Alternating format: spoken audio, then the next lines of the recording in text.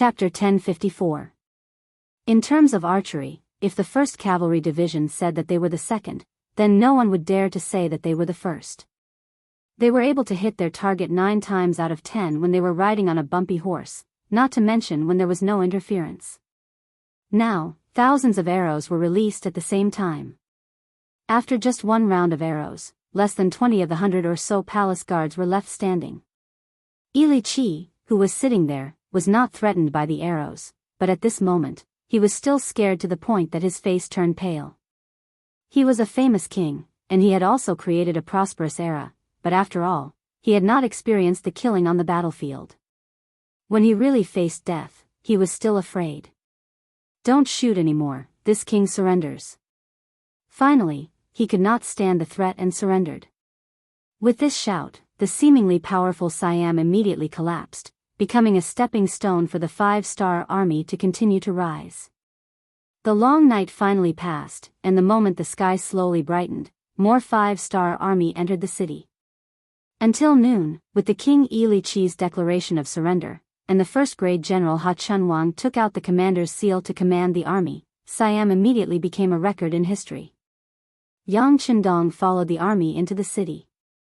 This time, he took the risk to enter the city with the speed of lightning. Every step of the plan was very crucial. It could be said that if there was a problem at any step, it would lead to a confrontation between the two armies. If that was the case, he did not know how many days it would take, and how many people would have to die to capture Bangkok. Fortunately, all the plans were implemented smoothly, and in the end, he still won. As soon as he entered the city, Yang Qindong met the former Prime Minister Hamad and General Meng Hua in the palace. They would also be important talents who would help him manage and rule Siam in the future. In front of everyone, he first changed the name of Siam to Thailand Province, and then appointed a person named Zhang Zhao as the governor of Thailand. This management talent who had worked in the Chichen city for more than 4 years was finally released and became a real power manager. As soon as possible, restore the power of the people, restore the economy, and the migration of the population. I will ask you to do it. I hope that the next time this prince comes, this place will have changed greatly, and I will be able to see sincere and satisfied smiles on the people's faces. After stating his wishes, Yang Qindong arranged for people to send Li Qi to Crimson Nest City. He would become another king who was under house arrest there. He was not the first, nor would he be the last. The next day, Yang Qindong led the 1st Cavalry Division and the 1st Cavalry Division of the new 1st Army to the Liangshan area in the north. In his heart, he was more concerned about his Han brothers. Before he left, he also gave a certain explanation about the Thailand province and the Daf country. The 1st C Division went to the Daf country and surrounded the Daf country's capital with the 3rd C Division. The 2nd C Division wandered around the Gulf of Thailand to declare the sovereignty of this place and not allow any forces to enter and invade. The 2nd Army Commander Luo Pa temporarily stayed in the Thailand province, together with a coalition of 100,000 foreigners. They were responsible for the security, defense, and the task of reorganizing the 380,000 Siam army. The 6th Division went north to Laos province and cooperated with the governor, Wan Shaochen, to continue to be responsible for the suppression and deterrence of the Awol dynasty. The remaining 100,000 foreigners continued to go north and followed Yang Qindong to the Liangshan area. They were responsible for the possible battle there against Nanming King Zhu Huaiqiu and the Bengal army. If there was time, Yang Qindong certainly did not want to run around.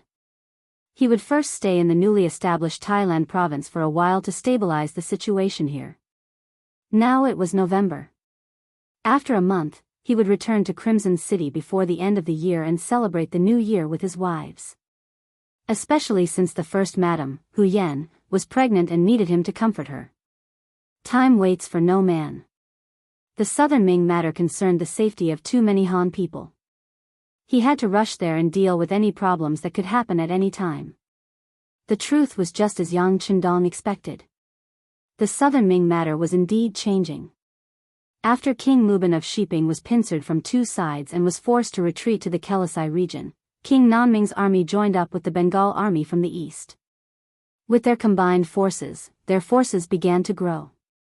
Just in Yunnan alone, the self-proclaimed King Nanming, the second brother of Zhu Huichen, King Guangtong, Zhu Huichen, had recruited 150,000 soldiers. After absorbing the remaining soldiers left behind by King Mubin of Shiping, in addition to the 50,000 soldiers he had brought with him, his army instantly expanded to 200,000. Along with the 100,000 Bengal army that Rajiv of Bangra had brought, the total number of soldiers reached 300,000. With 300,000 soldiers, some people had enough confidence, and even started to have thoughts of spying on the Five-Star Army. They were spying on the Five-Star Army because they had their eyes on the guns in the hands of the Five-Star Army. Through the information that they had obtained, they knew that there was a Five-Star Army with less than 10,000 people that had rushed to Lang Son. They were working with Vietnam's General Hong Jin to settle down the Han people that had sought refuge here. The Five-Star Army had been recruiting homeless Han people, and this matter was not a secret. Regarding this, everyone had different opinions. In this era where human rights were not valued, the lives of the commoners were like grass. This was especially so for the commoners who had no money and no food. Using the word refugees to describe them was the most appropriate. They really did not know what they could do by recruiting such people. Was it really because they had too much food to eat? Although the appearance of high-yield crops like potatoes had indeed solved the problem of the commoners' stomachs.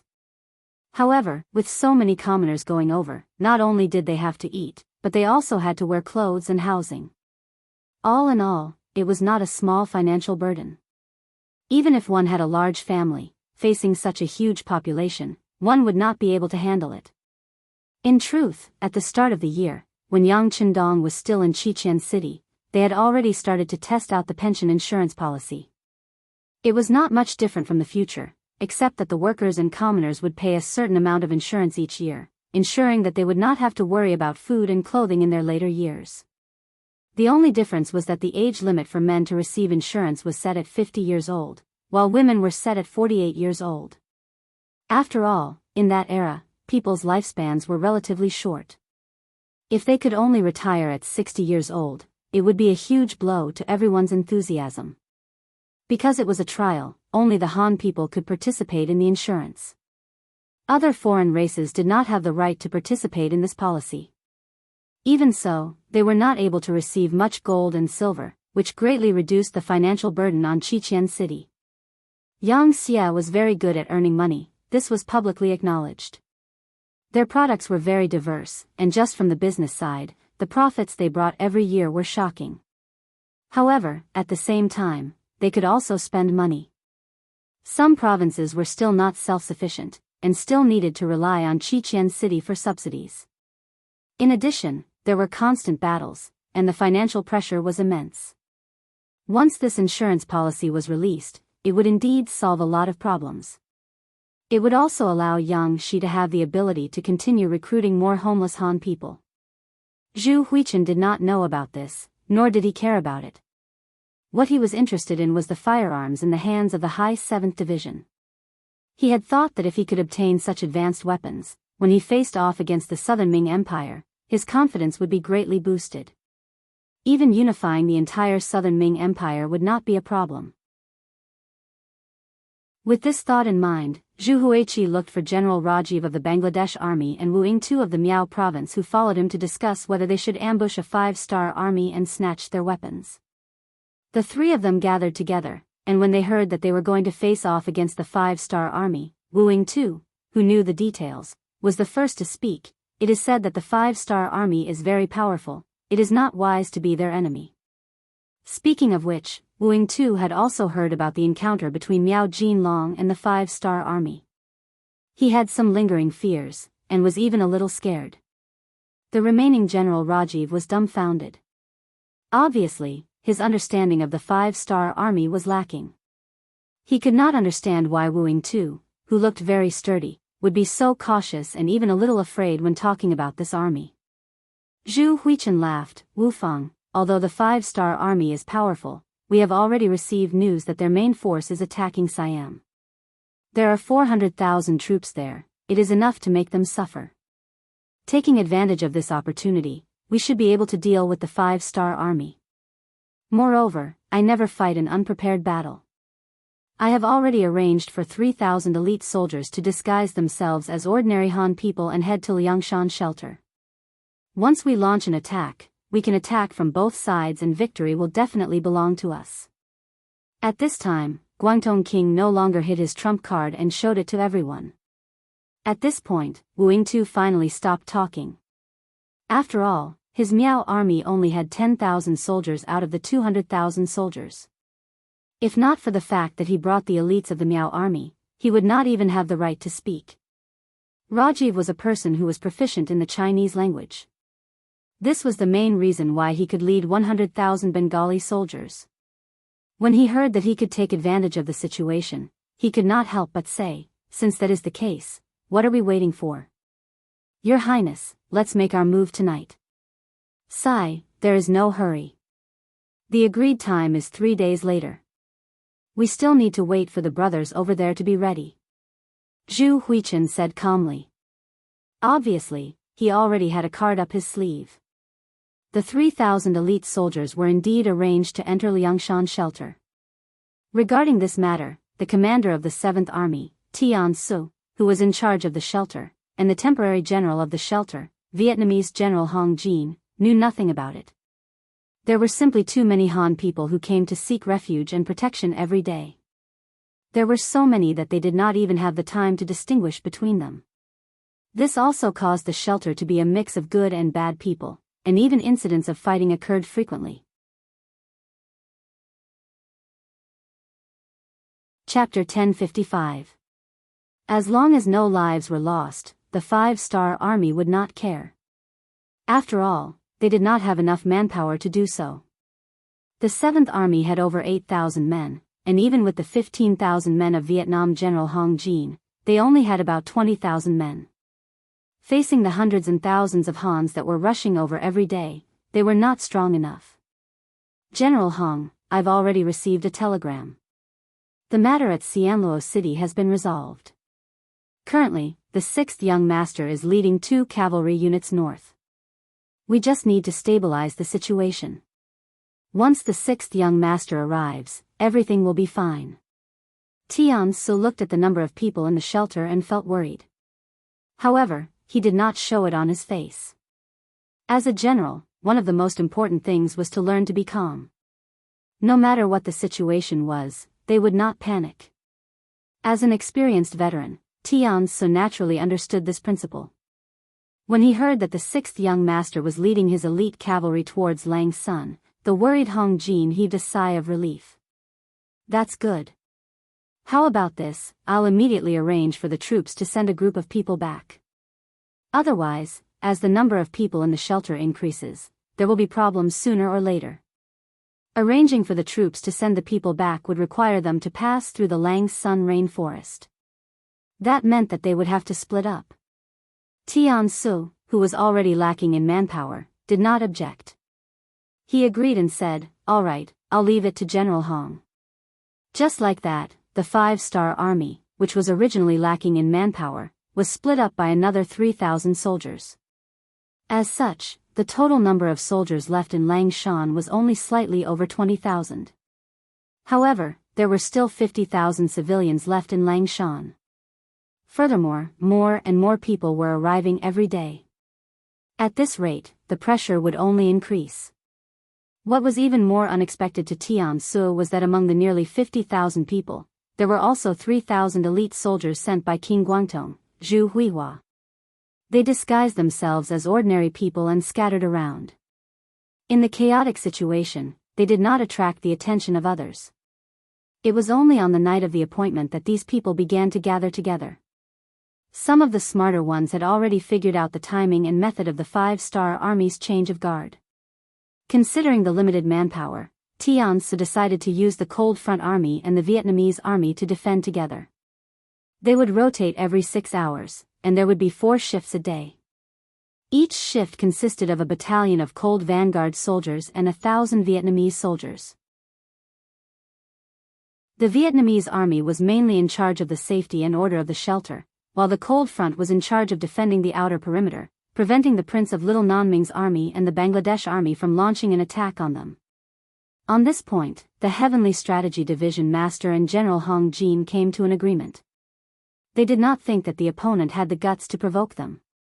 However, for the sake of safety, they still made a basic defense. That night, Battalion Commander Zhou Shixue brought a battalion of 400 soldiers to take over the defense. They would be responsible for the security of the perimeter for the next 6 hours. At that time, the sky would be bright. It was November. Even in the south, it was cold in the mornings and mornings. After the soldiers arrived at their positions, they quickly quieted down. In order to preserve the heat in their bodies, there were very few people who spoke. After Battalion Commander Zhou began to change the defense, Zhu Jian also began to gather his 3,000 subordinates to prepare for a counterattack. According to Prince Guangtong's plan, they had decided to launch a surprise attack at night, leaving them less than an hour. Zhu Jian was a subordinate that Zhu Huiyun had favored, and this time, he had given him such an important mission. General Zhu also wanted to make use of this opportunity to showcase his skills. As he gathered his subordinates, he called for a few of the leaders and instructed them, "In a while, we will first deal with the 1,000 Vietnamese soldiers. Their strength is average, and not hard to deal with. After that, we will set fire to the perimeter. After that, the 500 of you will join me to deal with the 5-star army. Hee, they have many firearms in their hands. Once we can get our hands on one, we will have done a great deed. The more we get, the greater the merit, understand? Please rest assured, General Zhu, we know what to do." A few of the leaders had a smug look on their faces, before they laughed coldly, as though their evil plan was about to succeed. Time passed by slowly, and there was only a quarter of an hour left before the agreed time to launch the attack. Zhu Jian then gestured for them to start moving, and the 3,000 elite soldiers immediately pulled out their weapons, as they slowly made their way towards the 1,000 Vietnamese soldiers. How could the 1,000 Vietnamese soldiers know that something like this would happen? Some of them were still leaning against the trees, resting with their eyes closed. Suddenly, their mouths were covered by someone, and they felt a sharp pain in their necks. Their strength was quickly drained away, and their blood flowed out. This scene happened in many different places, and one by one, the unprepared Vietnamese soldiers were killed. In order to cover up the stench of blood, and to prevent the 5-star army from coming to their aid, huge fires started to burn all over the shelter, and soon after, the sky was dyed red by the blazing flames. Zhu Jian and the rest have already begun to move. Order the entire army to attack. On the outskirts of Lang Mountain, Prince Guangtong Zhu Huiyun's eyes flashed with a pleased glint, as he gave the order to attack. At the same time, he turned to General Rajiv and said, "This time, it's up to your cavalry." "That's easy. We have 20,000 cavalry, and it's enough to trample any enemy formation," Rajiv said with a face full of pride, as he also had the confidence to do so. After all, when cavalry faced infantry, they had a natural advantage. In this way, the hooves of the horses stomped on the ground, and the rumbling of the ground resounded. In the darkness, a black mass of enemies flew toward the Langshan asylum. The moment the flames started to burn behind them, Zhou Shixue knew that things weren't looking good, and a few of his company commanders had also requested for a counterattack. However, he felt that things weren't that simple. Was it just a few fires behind them? Thinking about the 300,000 enemy troops, Zhou Shixue decisively gave up on the idea of turning back to extinguish the flames. Instead, he ordered all the soldiers to focus their attention and prevent the enemy from breaking through from the front. Zhou Shixue's estimation was right, and soon he heard the sound of hooves stomping on the ground. His intuition told him that the number of cavalry coming from the opposite side wouldn't be too small, and it wouldn't be an exaggeration to say that it was a magnificent army.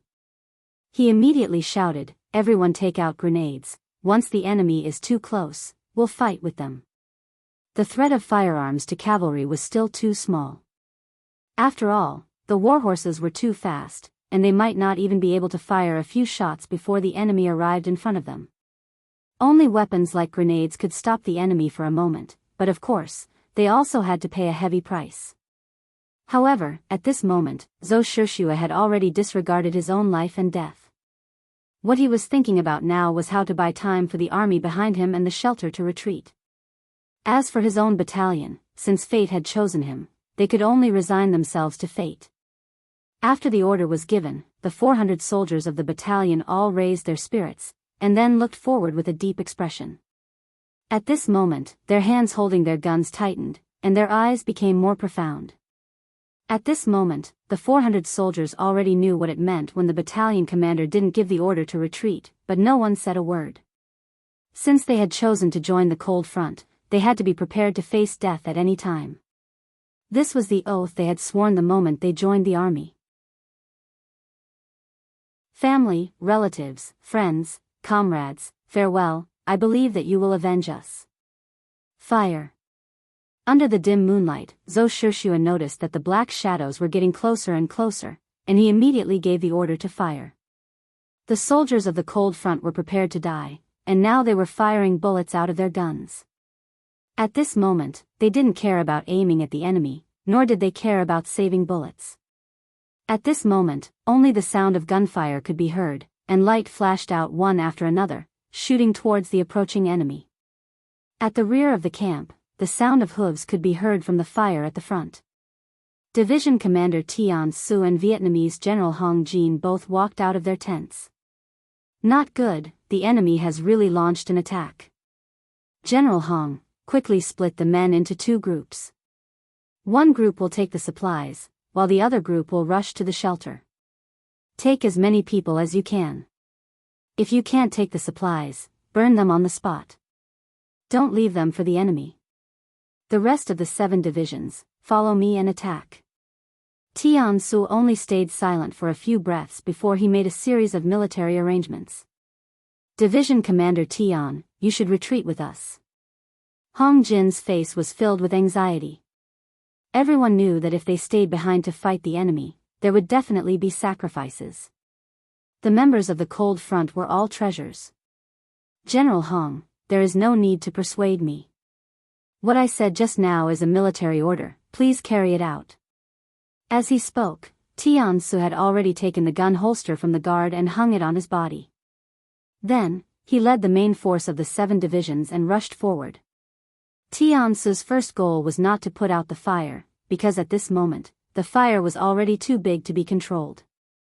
What he wanted to do now was to rescue the battalion that was responsible for defending the perimeter. That was the 400 Cold Front Brothers. However, the soldiers of the 7 divisions had only rushed forward a few hundred meters when a series of explosions sounded in their ears. From afar, they could see flashes of fire. Seeing this, Division Commander Tian Su couldn't help but punch a tree beside him, his face filled with anger. As a soldier of the cold front, he naturally knew what caused the explosion. It was definitely caused by a grenade being ignited. Considering the limited range of the grenade, didn't that mean that their comrades had already come into close contact with the enemy?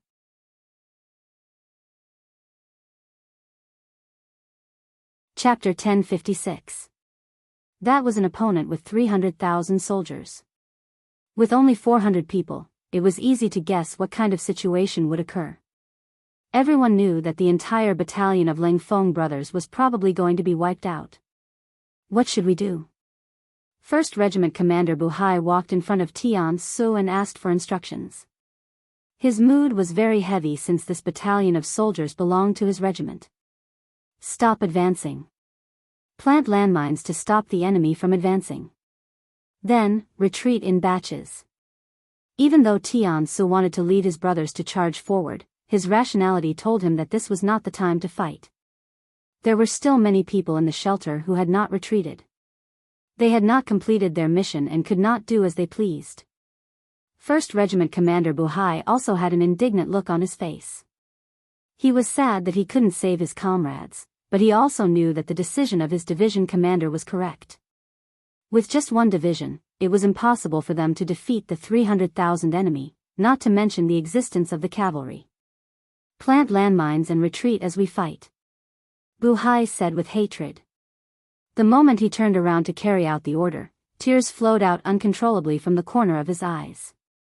At the front line, grenades were detonated one after another. Cold vanguard soldiers died together with the enemy cavalry. Not even their bones were left behind. In just 15 minutes, the 100 soldiers of the 1st Battalion had all died. Battalion Commander Zhou Shixue's eyes were filled with tears as he gave another order, 2nd Company, forward. Even though they knew that they would die without a doubt if they charged forward, the 2nd Company commander and all the soldiers did not hesitate at all. After agreeing, they all ran out of the trench. If one looked closely, one could see that everyone was holding at least 2 grenades in their hands. It was clear that they were prepared to take the enemy down with them. Boom! Boom! Another explosion sounded. 2nd Company, down. 3rd Company, down. Very quickly, the 3rd Company was also gone.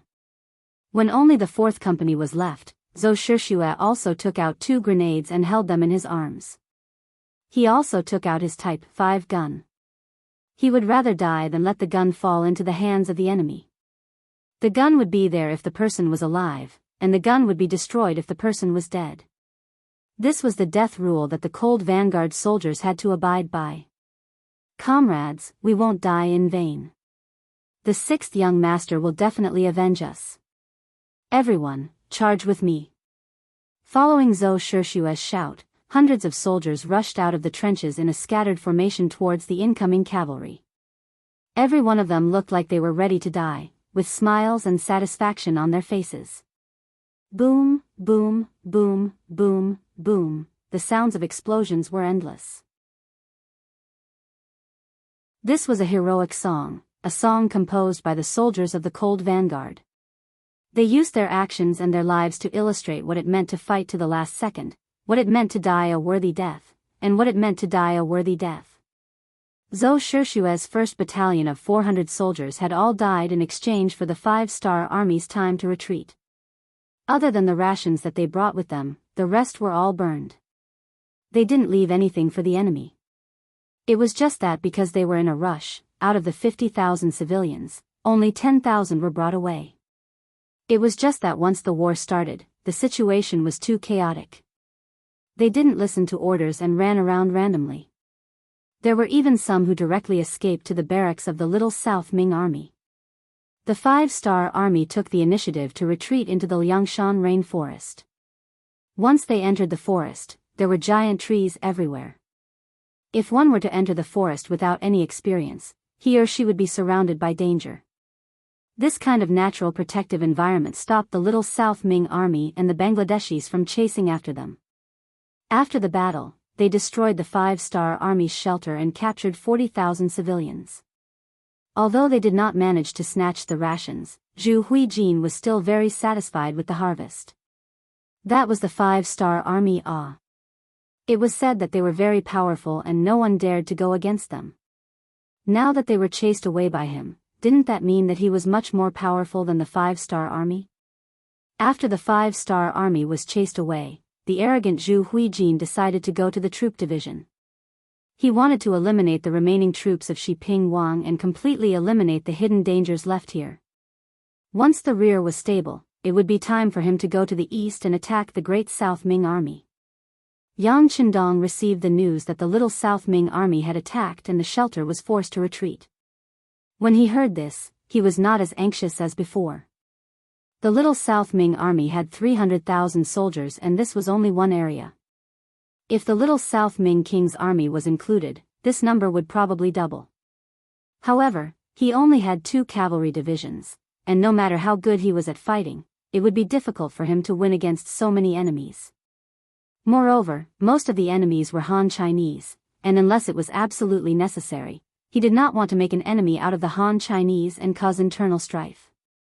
Inform the 100,000 foreign troops behind us and tell them to hurry up and meet up with us. Tell the cavalry brothers to stop and rest for 3 days. Take good care of the war horses and rest. After days of rushing, even Yang Qindong felt a bit tired, let alone the ordinary cavalry soldiers. 6th young master, our brothers from the 1st Cavalry Division can hold on. Hearing that they were going to stop, Division Commander Tianhu, who did not know what was going on ahead, volunteered. With their level of training, it was just rushing for days. It was not a big deal. The division commander of the 1st Cavalry Division, Lu Zhua, also wanted to take the opportunity to say that they could continue. However, Yang Qindong waved his hand and said, "I told you to rest, so rest. This is an order." With a simple sentence, the two division commanders stopped talking and started to carry out the order. The army stopped at the border between Laos and Yunnan province and started to rest. After Yang Qindong got off his horse, he took the letter that said that the Little South Ming army was marching towards Cheli division. After reading it, he threw it aside. Speaking of which, what did Shiping King's order have to do with him? He wanted more of these dog-eat-dog situations to happen. Yang Qindong did not care about Shiping King Mubin's life, but he cherished his own life. Not long after he settled down in Cheli division, he received news that King Guangtong Zhu Huihua and the Bangladesh army were coming for him. He was so shocked that he almost fell off his chair. He quickly asked someone to call Wang Ji, the former Minister of War, and Mu Wang over to discuss countermeasures. After a short meeting, the three of them agreed on the same thing, which was to retreat. At this moment, they only had 50,000 Mu clan soldiers in their hands. Among them, only 20,000 were true elites. No matter what, they would not be a match for 300,000 enemies. Even if they knew that they could not win, why fight? It was better to retreat and preserve their strength.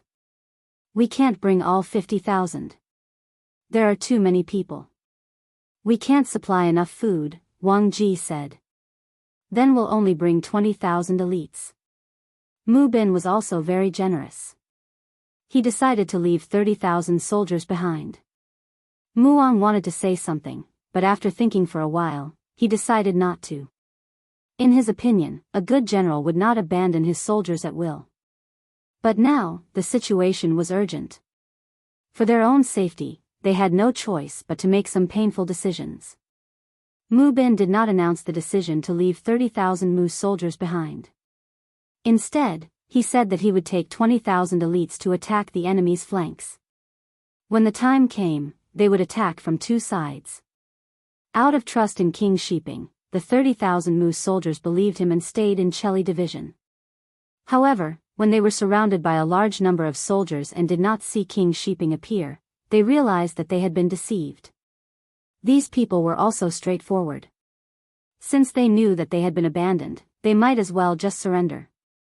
Like this, Zhu Huihua took down the 30,000 Mu army without shedding a drop of blood. He took down Cheli division and his strength increased greatly. As for the 20,000 elite Mu soldiers that Mu Bin brought with him, no one knew where they went. It was as if they had disappeared into thin air. However, Zhu Huihua thought that the other party only had 20,000 people. They could not cause any trouble. Zhu Huihua did not care about it. The most important thing was that he had received news that Bugnam of Gojoseon was coming to him with his men. This attracted all his attention. Bugnam of Gojoseon Yang Qindong's debut was like a mystery from the beginning. Even if the 5-star army now had great power, it was still puzzling how he rose to such a scale. It was as if there was an additional force in the realm. In particular, ever since the establishment of the 5-star army, it had been successful in every endeavor. No opponent seemed to be able to stop their vanguard. This made his status even more legendary. Just based on this, Zhu Huihua wanted to have a battle with him. He wanted to see if the other party was really as powerful as the legend said. Zhu Huihua was still thinking that if he could defeat Bugnam of Gojoseon, his name would be spread all over the world. At that time, it would not be impossible for him to seek the title of emperor. Yes, Zhu Huihua had always been very ambitious, especially when it came to his brother, the former King Min Zhuang, the current King Little Nanming. Zhu Huihua had always wanted to replace his brother, but he just lacked the right opportunity. Now that he had more than 300,000 troops in his hands, he believed that the opportunity had come.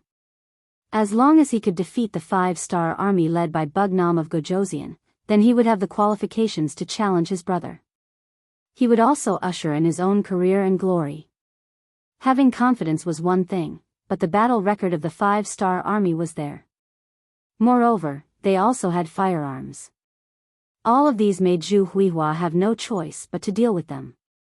He called over a group of generals and began to discuss the strategic arrangements. When it came to war, this person still had some ability. More than 300,000 soldiers were spread out according to his arrangements, scattered in the borders of Yunnan and Guangxi. It was guaranteed that as long as the 5-star soldiers left Langshan, they would be able to pounce on them like locusts, encircling them and eating them. Time passed day by day, and both sides began to make arrangements. Yang Qindong also waited for the arrival of the 100,000 foreign allied troops. Under his command, the 100,000 troops were divided into 5 divisions. Each division had 20,000 people.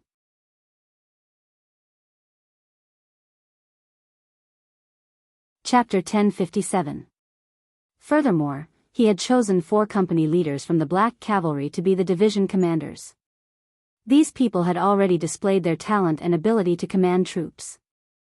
Now that they finally had the chance to lead troops, their wishes had been fulfilled.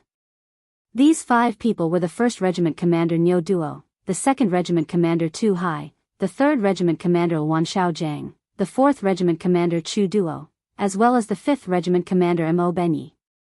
The 5 of them were all promoted to senior colonel and could be considered to have been promoted to the front lines. The 5 foreign races, the 1st Cavalry Army, and the 1st Cavalry Division, a total of 120,000 people had passed through Yunnan Province and the rainforest, heading straight for Langsun. While waiting for the army to arrive, Yang Qindong had also thought about how to deal with the Han army. Although he did not wish for the Han people to exhaust themselves, it was just a thought in his mind. Since it was a war, there would always be deaths. Blindly thinking about settling the Southern Ming issue peacefully was not going to work. Only by fighting a few battles and letting the other party feel pain and fear would they be able to sit down and negotiate. Sometimes, the truth was decided through fighting. Regardless of whether Yang Qindong wanted to admit it or not, this was the truth. Since that was the case, he would just fight. After making up his mind, Yang Qindong changed his hesitation and gave the order to advance. However, he added a sentence at the end, that there was no need to be courteous when facing the Bangladesh army. If they could kill, then kill. Only when facing the Han army, if they could capture, then capture. For this reason, he set a standard for the 100,000 foreign races. What reward would they receive for killing 1 person? What reward would they receive for killing 3 people? What reward would they receive for capturing 1 person? What reward would they receive for capturing 3 or more people, etc.? The 100,000 foreign races who had originally wanted to use the military to change their lives were all excited when they saw the reward system. They knew that it was time to realize the value of their lives. As long as they performed perfectly, not only would they benefit, even their families would also benefit. As a result, the morale of the army was extremely high. Once they left the rainforest area, they would have a showdown with the Southern Ming Empire's army. In order to fight this battle well, long before Yang Qindong arrived, the 7th Army had already sent out all of their scouts. In addition, Chief of Intelligence Yang Qindong had also sent out a large number of department elites to the 2 provinces to investigate the enemy situation. Thus, Zhu Huiqiu's military arrangements could be said to be extremely clear to Yang Qindong. Looking at the summary of intelligence collected by various departments, Yang Qindong couldn't help but sigh. This Lord Guangtong is not an idiot, he's really something. This judgment was based on Zhu Huiqiu's battlefield layout. From the intelligence, the enemy's military arrangements were very appropriate and orderly. It could basically guarantee that once one area was attacked, the other armies could quickly provide support. If things went wrong, the 5-star army would be entangled and then be drowned by the enemy's human wave tactics. The sand table was placed in front of him. Yang Qindong called over the 7 division commanders under him and let them understand the enemy's battlefield layout. When the red and black flags were placed in the 2 provinces, Jianghu and the others were all shocked. Yang Qindong knew why they were shocked. After all, when he first received the news, he also sincerely praised them. Thus, he wasn't surprised. Instead, he smiled and asked the 7 division commanders, "Come, tell me, what do you think?" To be able to show their faces in front of the 6th young master, naturally, no one wanted to let go of this opportunity. At that moment, Lu Zhua, as a veteran division commander, was the first to speak. "6th young master, from what I see, this Lord Guangtong is quite capable. Look at his layout, it can be said that he is prepared to defend to the death. Especially the territory near Liang Mountain, it is like an iron bucket. If my guess is correct, they should want to trap us first, then after a war of attrition, they will gather their superior forces to fight us to the death and finally eat us. Humph, Division Commander Tian Hu sneered. He was laughing at Lord Guangtong's overestimation of his strength. Yang Chendong was also laughing. Although this time they brought a mixed army, they were not inexperienced on the battlefield. The war in Siam allowed these 100,000 people to grow. Although there was still a big gap between them and the real elites of the five-star army, such as the Cold Front, they could at least be regarded as a B-class army. As long as they were used well and their morale was boosted, winning this battle would not be a problem. The other 5 division commanders who led the foreign army had different expressions on their faces. However, it could be seen that they were not frightened. Instead, they were eager to try. This was their first battle after becoming division commanders. Naturally, everyone wanted to perform well. Taking in everyone's expressions, Yang Chendong looked at Tian Hu and said, "Come, Division Commander Tian, tell us, what do you think?" Yes. Although he was already a major general, in front of Yang Chendong, Tian Hu was still a student. He first stood at attention, then took a wooden stick from the side and pointed at the sand table. "Everyone, please look." After leaving Liang Mountain, 200 miles to the west is Yongji City. To the north is Linshan, and to the west is Siming Prefecture. This is like a pocket. Once someone enters, it can be firmly blocked. This is also the problem we will encounter after leaving the mountain. That's right. The other division commanders, including Yang Chendong, nodded gently. Obviously, everyone agreed with this statement. At the same time, everyone wanted to hear what Tian Hu was going to say next. The problem was already in front of them. How to solve it was the most important thing. Yang Chendong also stared at Tian Hu. He already had a solution in his heart. He just didn't know if the two of them thought of the same thing. Under everyone's expectant gaze, Tian Hu opened his mouth. "Once we are surrounded by the enemy, it will be extremely difficult for us to eliminate them with the advantage of their military strength. If we fight with force, even if we can win, it will only be a lose-lose situation. Therefore, the only thing we can do is to break their arrangements. We can only rely on speed." When he heard the word speed, Yang Chendong's brows couldn't help but rise high. A satisfied expression appeared on his face. This result was exactly as he had expected. It seemed that Tian Hu already had the demeanor of a general. Without looking at other people's reactions, Tian Hu opened his mouth again. "In terms of military strength, we are inferior to the enemy. In terms of understanding the terrain, we are also inferior. Most of us are composed of foreign allied forces. We have just entered the southern Ming land, and there are many aspects that we need to adapt to. Just from this analysis, the situation is not good for us. But please don't forget that we still have 2 cavalry divisions, and one of them is the 1st Cavalry Division. This is our advantage, an advantage that the southern Ming army can't reach. As long as we fight with speed, we can disrupt the enemy's arrangements. As long as we don't let the enemy form an encirclement, we will have the opportunity to break them one by one. At that time, it will depend on whether everyone can grasp the opportunity." After finally expressing his opinion, Tian Hu returned to his original silent appearance, leaving the other division commanders there to discuss whether Tian Hu's plan was feasible. Yang Chendong saw everything in his eyes, but he didn't intend to interrupt. He just wanted to take the opportunity to see everyone's performance. After all, he wouldn't be able to stay with these division commanders in every battle. His ability to be independent was still being developed. After a short while, everyone stopped their discussion. Tu Hai, the commander of the 2nd Military Division, asked on behalf of the other commanders, "Commander Tian, we all know what you mean. But where do you plan to attack first by attacking the slow with speed?" "Linshan." Tian Hu pointed to the north on the sand table and said, "This place is bordered by Yongji to the west and Siming residence to the west. As long as we can disrupt this place, it will be the same as cutting off the enemy's gathering. At that time, no matter which side we attack, the difficulty will be much lower. Division Commander Tu Hai nodded, indicating that he agreed with this decision. However, he still asked a question: is it just relying on the 1st Cavalry Division? The intelligence has already said that there are more than 30,000 enemies in Linshan. You only have 10,000 people, and you will face the reinforcements of the Southern Ming Army at any time. Are you sure there won't be any problems? There isn't a target that the 1st Cavalry Division can't take down. Tianhu said with a face full of pride. Then, he looked at Lu Zhua. Of course, if Division Commander Lu's 1st Cavalry Division can cooperate with us and pretend to attack Yongji City, we can distract the enemy's attention. This will be a great help in reducing the pressure on our 1st Cavalry Division.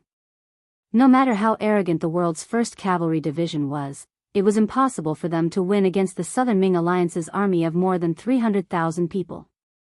No problem, the 1st Cavalry Division is willing to cooperate with Division Commander Tian.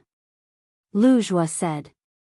From being the 1st Division Commander of the new division to the current Division Commander of the 1st Cavalry Division, he spent most of his time assisting in battles. Adding on the fact that he was cooperating with the 1st Cavalry Division, he didn't think that it was shameful to be assisting in battles. Many thanks. Seeing Lu Zhua agree so quickly, Tianhu's face revealed a look of gratitude. Since the 2 cavalry divisions had expressed their opinions, the other 5 division commanders naturally didn't have any doubts. They immediately said in unison, "Then we have no problems. As long as Division Commander Tian can break the enemy's formation, we only need 3 days to take down Ximing residents." The 7 division commanders made a battle plan. Yang Qindong nodded, indicating that he approved. Next, each side began to make various preparations. This time, Yang Qindong didn't have any intention of using the 7th Army. He wanted to test the strength of the Southern Ming Army. Whether or not they could take down Ximing residents within 3 days became the goal of the test. If the facts proved that this army could be used, then he would give them more important missions in the future and give them the opportunity to become stronger. On the other hand, if the facts proved that they couldn't, then he would think of a way to develop other armies.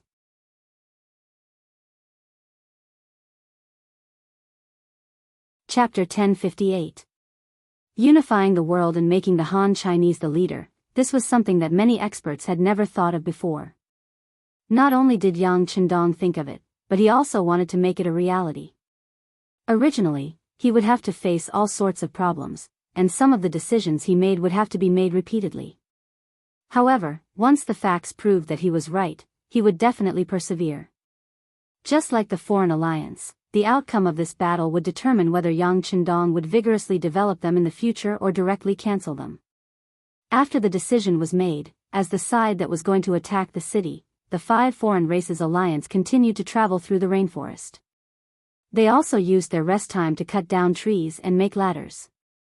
Although they had not completely left the rainforest and arrived at Langsun, the aura of war was already very strong. Another 10 days passed, and the 120,000 5-star army finally arrived at Langsun, meeting up with the 7th Army and the Vietnamese Army. The Heavenly Strategies Division and Hong Jin came up to Yang Qindong with a guilty look on their faces. After whispering to the 6th young master, they did not dare to raise their heads. "Raise your heads." Looking at the 2 generals, Yang Qindong shouted angrily. Being shouted at, the 2 of them had no choice but to raise their heads, and they saw Yang Qindong's angry expression. When their eyes met, the latter said, "This battle was not your fault. The enemy had 300,000 people, and you only had 20,000. This was not a fair battle. You were able to escape unscathed, and even brought back 10,000 Han civilians. This is already a great achievement. What is there to be ashamed of? One couldn't be without pride. Otherwise, he wouldn't be a qualified general." If Tian Su and Hong Jin couldn't recover, Yang Qindong would have no choice but to transfer them out of their current posts and take up civilian positions elsewhere. After all, if a general was not hot-blooded, how could he win a battle?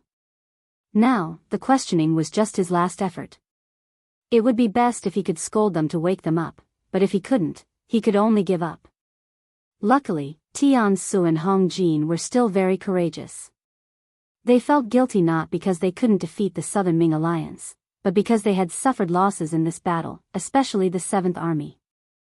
Zhao Shishue's 1st Regiment and 1st Battalion were completely annihilated. Not a single person escaped.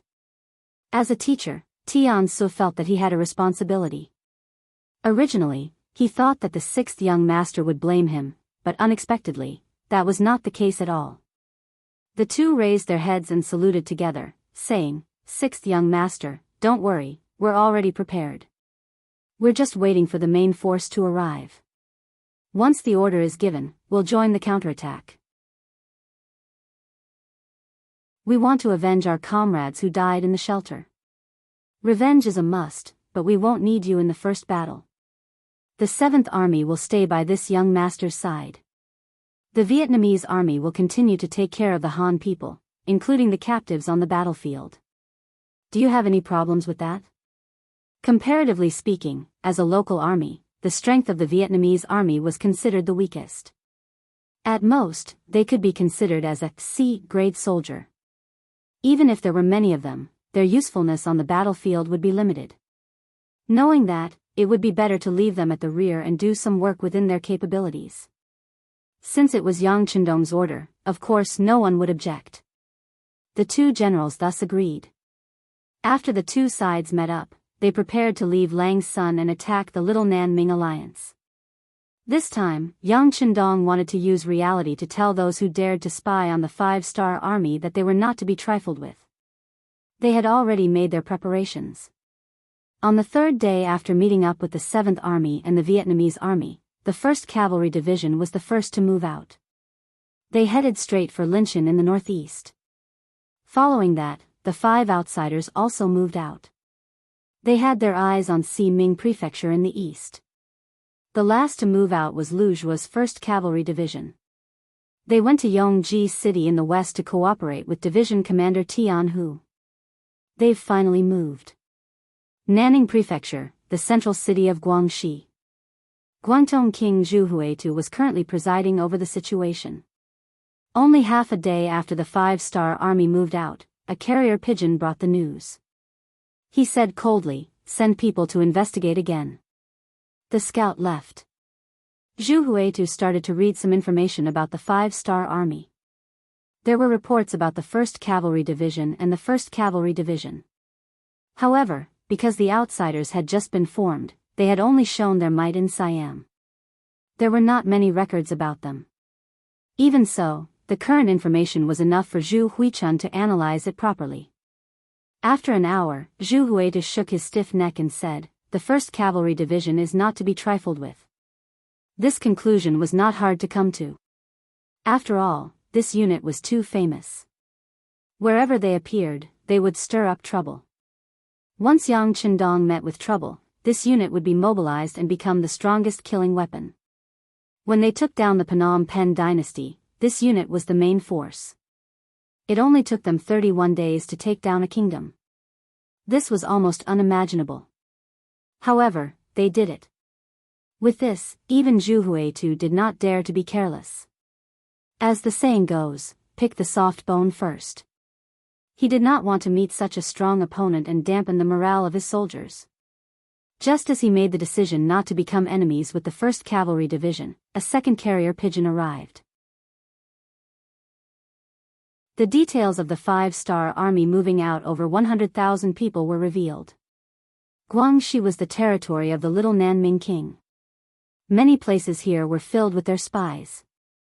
It was undoubtedly difficult to avoid the spies. Yang Chendong did not intend to hide the movement of the army. He came openly and wanted to see how the Little Nanming King would deal with it. Previously, Yao Yingjun, an intelligence agent in the Little Nanming King group, had already sent news that Zhu Huitu was sinister and cunning. He was the kind of person who was not easy to deal with. However, Yang Chendong still did not put him in his eyes. He believed that with the strength of the 1st Cavalry Division, even if they could not defeat the opponent, if they wanted to retreat, no one would be able to stop them. Yang Chendong was too confident. He did not expect Zhu Huitu to not become enemies with the 1st Cavalry Division at all. Instead, he targeted the 1st Cavalry Division. It was better to break one finger than to injure all 10. Zhu Huitu wanted to make a name for himself through the battle with the 5-star army. Therefore, he was already prepared for a tough battle. With the advantage of military strength, he believed that as long as the plan was good, he would be able to achieve his goal. He had never thought of completely wiping out the 5-star army. He did not have that kind of strength. As long as he could repel the attack of the 5-star army, it would be enough for him to strengthen his reputation. The 1st Cavalry Division became the stepping stone for him to become famous. Immediately send troops to Yongji City. At the same time, inform Wu Yingtu to do his best to wipe out this cavalry division. As long as he can accomplish this task, it will be a great merit. Also, don't forget to tell him how many people he loses in this battle. When he returns, he can choose double the number of soldiers. Zhu Huitu's face flashed with a sinister gaze. As for the news that a large number of 5-star army soldiers were heading towards Si Ming residence, he directly ignored it. They had only lost a small city. Compared to the cavalry division that could destroy a 5-star corps, it was easy for them to deal with such a heavy burden. The news was sent through carrier pigeons. Half a day later, it reached Wu Yingtu. At this moment, he was drinking with the general of the Bangladesh army, Rajiv. When he saw this order, he could not help but laugh. He could choose any soldiers he wanted, and the compensation was 2-to-1. This was a good deal. In the worst-case scenario, he could lose 10,000 Miao people in exchange for 20,000 elite Ming soldiers. Since it was like this, what was there to be afraid of? He drank the wine in his bowl in one gulp and looked at Rajiv. Of course, he said to the interpreter beside him, "Tell him that we should get to work." Afterwards, the large net targeting the 1st Cavalry Division began to unfold. Meanwhile, Lu Zhua, who was completely unaware of all of this, was leading the 1st Cavalry Division to wander around Yongji City. His mission was to attack the small Baiming reinforcements that came out from here and do his best to ensure the safety of the 1st Cavalry Division's left wing. Lu Zhua, who never thought that anyone would make an enemy out of his cavalry and did not know that he had already been targeted, only had Yongji City in front of him in his eyes. He was completely unaware that small southern Ming soldiers were continuously gathering around him and surrounding him. 1 day passed, 2 days passed, and on the 4th day, he still did not see any reinforcements coming out from Yongji City. Even if Lu Zhuo was a careless person, he still felt that something was not right. Logically speaking, Division Commander Tian who should have already started attacking the surrounding areas. Due to the limitations of the cavalry, the level of the siege was average. However, sweeping through the villages and important roads around the city should not be a problem. Why did Yongji City not have any intention of sending reinforcements? Reporting, Division Commander, the scouts have reported that small southern Ming soldiers have been discovered behind us. Reporting, Division Commander, the scouts have reported that an unknown number of enemies have been discovered on our right.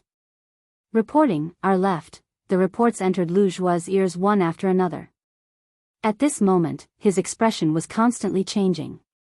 He finally understood why there had been no movement for 4 days in a row. It seemed that someone had set their sights on him. However, this was a cavalry division, and they were also cavalry warriors who had experienced hundreds of battles on the grasslands. Did they really think that they could take them down in one go? Immediately send a report to the 6th young master and report the situation here. At this moment, Lu Zhua's eyes did not show any fear. On the contrary, there was a bit of excitement. For a long time, he had wanted to lead an army and fight the enemy alone to prove his ability.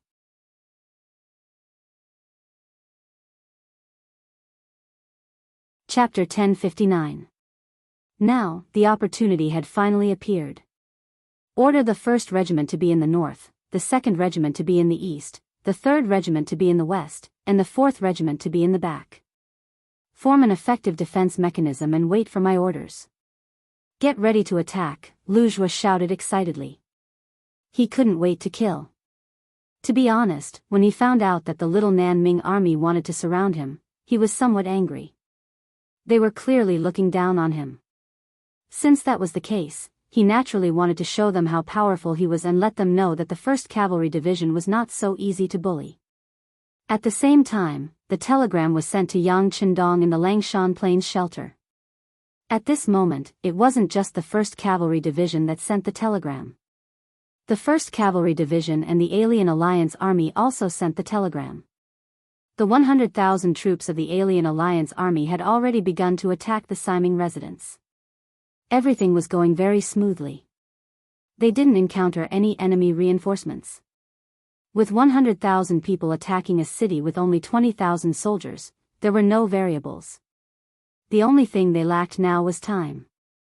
However, the contents of the telegram from the 1st Cavalry Division were a bit strange. According to Jianghu, when they arrived outside Linshan, the Little Nanming army had already retreated into the city. Then, they swept through the periphery. Other than some civilians who stayed here, they didn't encounter any other army. It felt like they had punched cotton. It was a bit uncomfortable. Tianhu felt that something was wrong, so he sent a telegram to ask what to do next.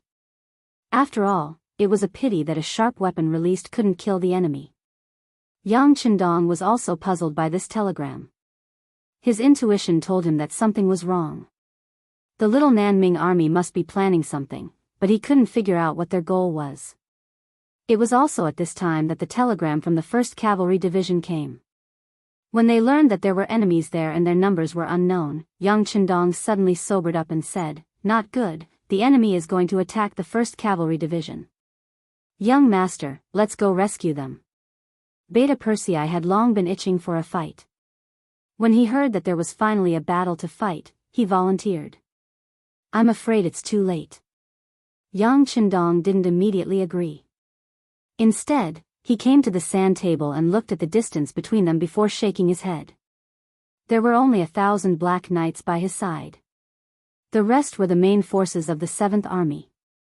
However, they did not have the help of war horses, so they could not move too fast. If they ran on foot, the 1st Cavalry Division would have suffered heavy losses before they could reach the battlefield. Beta Persei's heart sank when he heard Yang Chendong say that it was too late. He then asked, "Young master, should we send Division Commander Tianhu to rescue them?" Yang Chendong wanted to say that since the other party was targeting the 1st Cavalry Division, it was impossible for them not to send someone to watch the 1st Cavalry Division. Sending him to rescue them would be dangerous. However, when he thought about how Linshan was not too far away, a rescue plan quickly formed in his mind. Yes, immediately send a telegram to Tianhu and ask him to send the main forces to support the 1st Cavalry Division. Tell him that if someone tries to stop them, don't be afraid. Young master, I will immediately lead the troops to support them. Also, send a telegram to Division Commander Lu Zhua and tell him not to be rash. Concentrate the troops and wait for reinforcements. Yang Chendong said to Wang Shan, who was following beside him. He then called for Beta Persei to gather the Black Knights and the 7th Army to quickly gather. The telegram was quickly sent out. Tianhu, who received the order, did not dare to delay. He immediately ordered the 2nd Regiment Commander Lu Duo, the 3rd Regiment Commander Hu Bo, and the 4th Regiment Commander Bai Shuang to lead their troops to Yongji City. The 3 regiment commanders brought the 6,000 cavalry and turned their horses around, preparing to leave. At that moment, the gates of Linshan City opened and the soldiers of the South Ming Army poured out. Needless to say, they could tell that the 1st Cavalry Division wanted to leave, so they charged out and wanted to stop them. "Division Commander, what should we do?" The 2nd Regiment Commander Lu Duo saw that the enemy had actually taken the initiative to leave the city. He was hesitant as to whether or not he should carry out his previous orders. "Don't worry so much, just follow the orders." Tianhu narrowed his eyes and looked at the South Ming army that had appeared, revealing traces of killing intent. From the reports, he knew that the enemy only had 20,000 soldiers. The 4,000 cavalry that he had left behind were enough to deal with them. Moreover, the 6th young master had already said that he would bring reinforcements. What was there to be afraid of? Knowing that their division commander had made up his mind, the 3 regiment commanders looked at each other and raised the horsewhips in their hands. They brought their cavalry and left the battlefield, heading towards Yongji city. Everyone, listen to my orders. Check the bows and swords. Tianhu licked his lips. Even though he only had 4,000 cavalry, he was still very confident. As long as the South Ming army dared to charge over, he wouldn't mind teaching them a lesson. Back to Lu Zhua's troops. The 4 regiments under him had already prepared to defend all 4 sides and were even prepared to attack at any moment. Yang Chendong's telegram had arrived. After reading the contents, although he was still a bit angry and thought that the 6th young master didn't believe in the strength of the 1st Cavalry Division, he couldn't go against military orders. He still ordered the entire army to defend and not attack. Reality quickly told him that listening to Yang Chendong's orders was the right thing to do. This was because Lu Zhuo quickly realized that there were more and more enemies surrounding him. Among them, there were also cavalrymen and Miao soldiers with Miao swords in their hands. When the scouts continuously retreated and information entered his ears, Lu Zhuo's expression finally changed. The number of enemies surrounding him had reached 100,000 infantry and 15,000 cavalry. This number greatly exceeded his expectations. He could imagine what would have happened if he had taken the initiative to attack. Perhaps the entire 1st Cavalry Division would have been annihilated here. Taking a deep breath, Lu Zhuo calmed himself down. He shouted to the cavalry soldiers beside him, "Everyone, don't panic. The 6th young master already knows about the situation here. The 1st Cavalry Division is rushing over to provide reinforcements. As long as we can hold on for a while, we will be able to wait for reinforcements to arrive." When the name of the 6th young master was mentioned, it greatly boosted the morale of the entire division. In the eyes of the soldiers, Yang Chendong had already become an omnipotent existence. Since he already knew about the situation here, as long as they could hold on, they would definitely be able to find a chance to survive. Taking out their bows and arrows, and hanging their swords by the side of their horses, the 8,400 cavalry soldiers looked at the enemies coming from all directions with bright eyes. Everyone's eyes revealed the determination to fight to the end. Wu Yingtu and Rajiv, who surrounded them, had a slightly regretful expression on their faces. They were somewhat disappointed that the enemy did not take the initiative to attack. But what could they do? With their military strength that was more than 10 times that of the enemy, they were still confident that they could destroy the enemy. Fearing that undue delay would lead to more trouble, Wu Yingtu and Rajiv, who did not want to wait any longer, gave out orders at the same time. The army of more than 100,000 slowly advanced, constantly shrinking the encirclement. It seemed like they wanted to surround the 1st Cavalry Division and annihilate them here. In the face of absolute strength, any promises and tricks were futile. Neither side came up with such a plan. An hour later, when the distance between the 2 sides was less than 1 li, battle cries sounded from all directions. The infantry of the Southern Ming army took the initiative to attack. Take turns to fire arrows. Try to preserve your strength and kill as many enemies as possible. Lu Zhuo displayed the characteristics of an excellent general. In the face of a grim situation, not only was he not afraid, he was also very calm. Under his orders, wave after wave of arrows were shot out, landing in the midst of the charging enemy camp. Cries of pain and agony continuously sounded out. Less than 1 li away, the cavalry forcefully fired 5 waves of arrows. After killing about 1,000 enemies, the cavalry of the 1st Cavalry Division began to move. Their warhorses galloped and collided with the charging soldiers of the Southern Ming army. The smell of blood filled the air, giving off an unpleasant smell. This was destined to be a battle that could not be won. There were people everywhere, and under the impenetrable blockade, the cavalry's range of movement was constantly shrinking.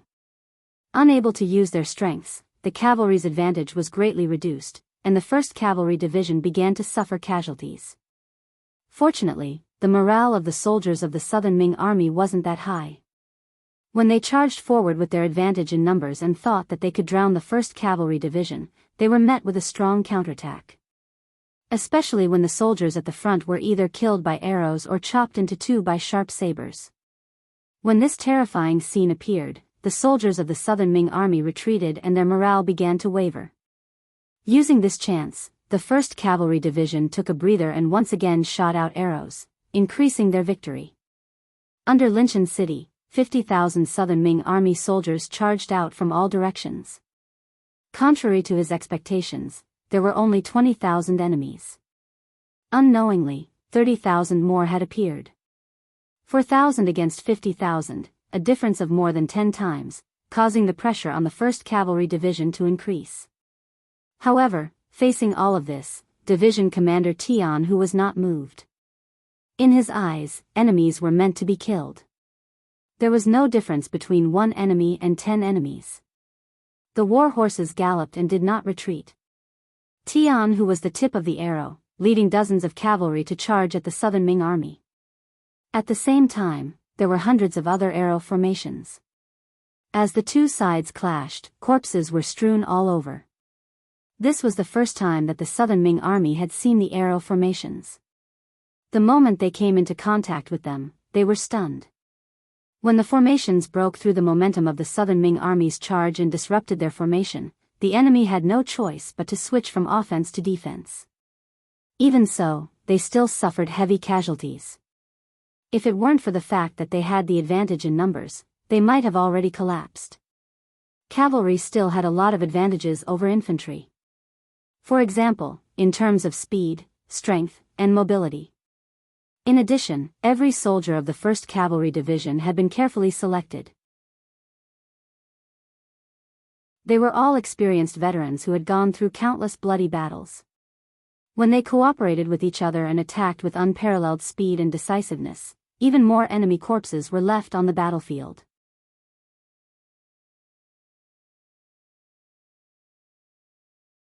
Chapter 1060. In front of Yongji City, the bloody battle continued. After losing the first battle, 15,000 Bengali cavalry joined in and greatly suppressed the 1st Cavalry Division's counterattack. Both sides were cavalry, and even though the 1st Cavalry Division's fighting strength was stronger, they still showed signs of fatigue in the face of more and more energetic enemy cavalry. The 1st Cavalry Division's casualties began to increase. At the start, there were only a few dozen casualties, but now there were hundreds. This number was still increasing. After 8 hours of bloody battle, the sky had completely darkened. Thanks to the weather, the southern Ming army stopped attacking and only surrounded them. Using this opportunity, Lu Zhuo ordered the soldiers to rest and reorganize. Then, countless soldiers jumped down from their horses with tired faces. It was also at this time that Lu Zhuo, as the division commander, noticed that around 2,000 soldiers had died in battle, and 500 were seriously injured. The other soldiers were also injured. After knowing that more than a quarter of the soldiers had died, Lu Zhuo's face became terrifyingly gloomy. He called over the telegraphist beside him and told him to report this situation to the 6th young master. At the same time, he added that he and the 1st Cavalry Division were prepared to fight to the last man. When Yang Qindong received this news, he was on the way to Linshan City with the Black Cavalry and the 7th Army. After reading the telegram, he put it aside. At this moment, he didn't know what to say. All he could do was silently rush. At the same time, he had a clearer understanding of King Guangdong. He also admitted that compared to other great Ming generals, this person knew more about the art of war. He admitted that he had underestimated this King Guangdong. Yang Qindong also hoped that the reinforcements sent by Tian Hu would arrive quickly and help the 1st Cavalry Division. In reality, Lu Duo and the other division commanders didn't delay along the way. After receiving the order, they rushed over from Linshan City. Even when they ate on their horses.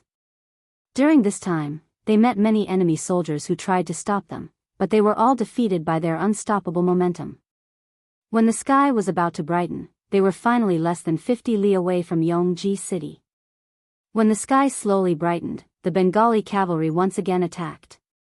Not only that, but there were also 10,000 Miao soldiers working together with them. The Miao soldiers were able to survive until now because of their hard work. Facing the encirclement of the Ming army at all times, their fighting strength gradually increased. Compared to normal Ming soldiers, their performance on the battlefield was better and more ferocious. 10,000 Miao soldiers and 10,000 Bengali cavalry surged forward, showing that the southern Ming army was ready for the final battle. Facing this, Lu Zhuo didn't have any intention of backing down. He personally led the cavalry forward. Although they didn't have the advantage in numbers, and their stamina wasn't as good as when they were at their peak after fighting for half a day, they had the confidence to survive. They had to persevere until the last moment when they couldn't hold on anymore. The battle continued, and lives could be lost at any time. The 1st Cavalry Division had more and more injured people, and the number of brothers who died also gradually increased. The team of 6,000 became 5,000, then 4,000. More than half of them had died, but there were still no reinforcements. Lu Zhuo didn't know how many enemies he had killed. His body was covered in blood. Some of it was his, but most of it was the enemy's. Another half an hour passed, and the number of casualties around him had exceeded 1,000. He knew that if this continued, the remaining 3,000 people would all be sacrificed here in less than an hour.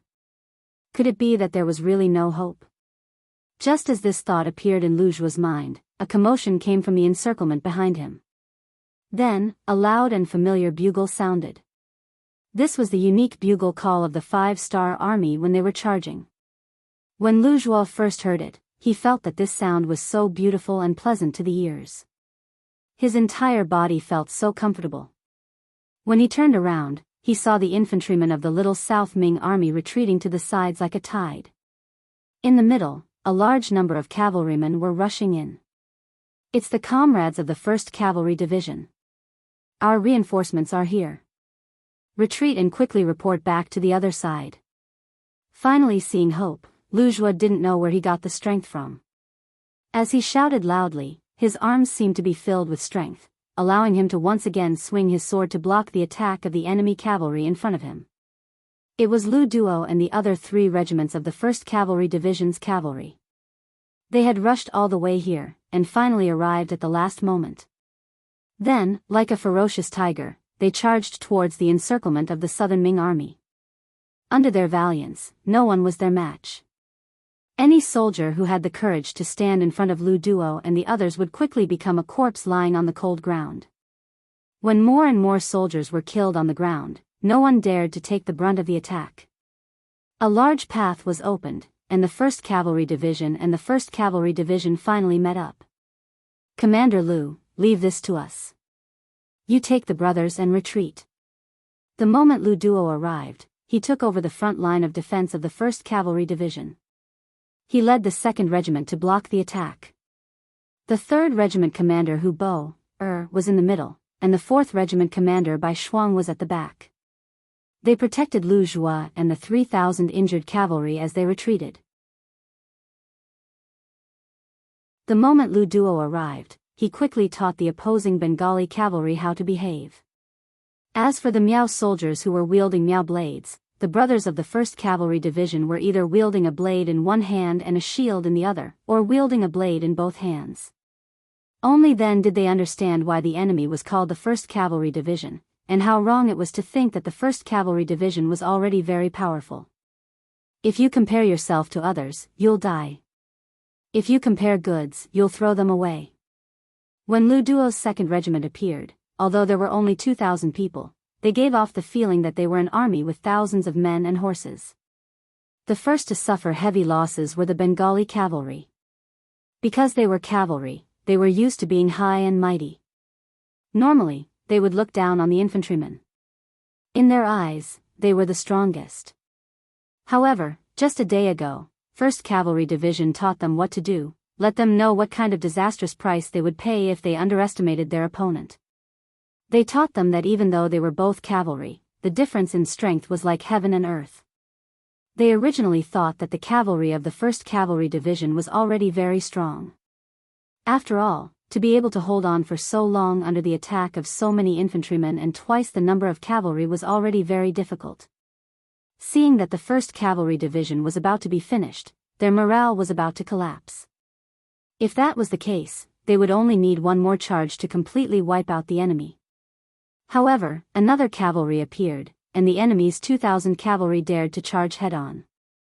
Looking at the close to 10,000 Miao soldiers and the countless southern Ming soldiers around them, the Bengali cavalry laughed. They laughed. There were still people in this world who didn't know death. Did they really think that they were made of iron? A mere 2,000 people dared to attack an army of tens of thousands. Of course, they couldn't be spoiled. They immediately pulled out their horses and charged forward, holding their swords. They wanted to teach these new 5-star army cavalry how to write the word death. Then, they indeed knew what the word death was. Unfortunately, they were the ones who died and not their opponents. Lu Duo and the others either had a sword and a shield, or 2 swords. They could both attack and defend.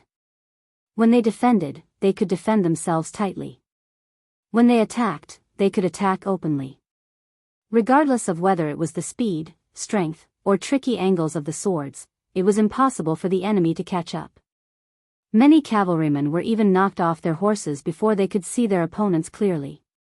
Under such a concentrated attack, once a cavalryman fell off his horse, the consequences would be unimaginable.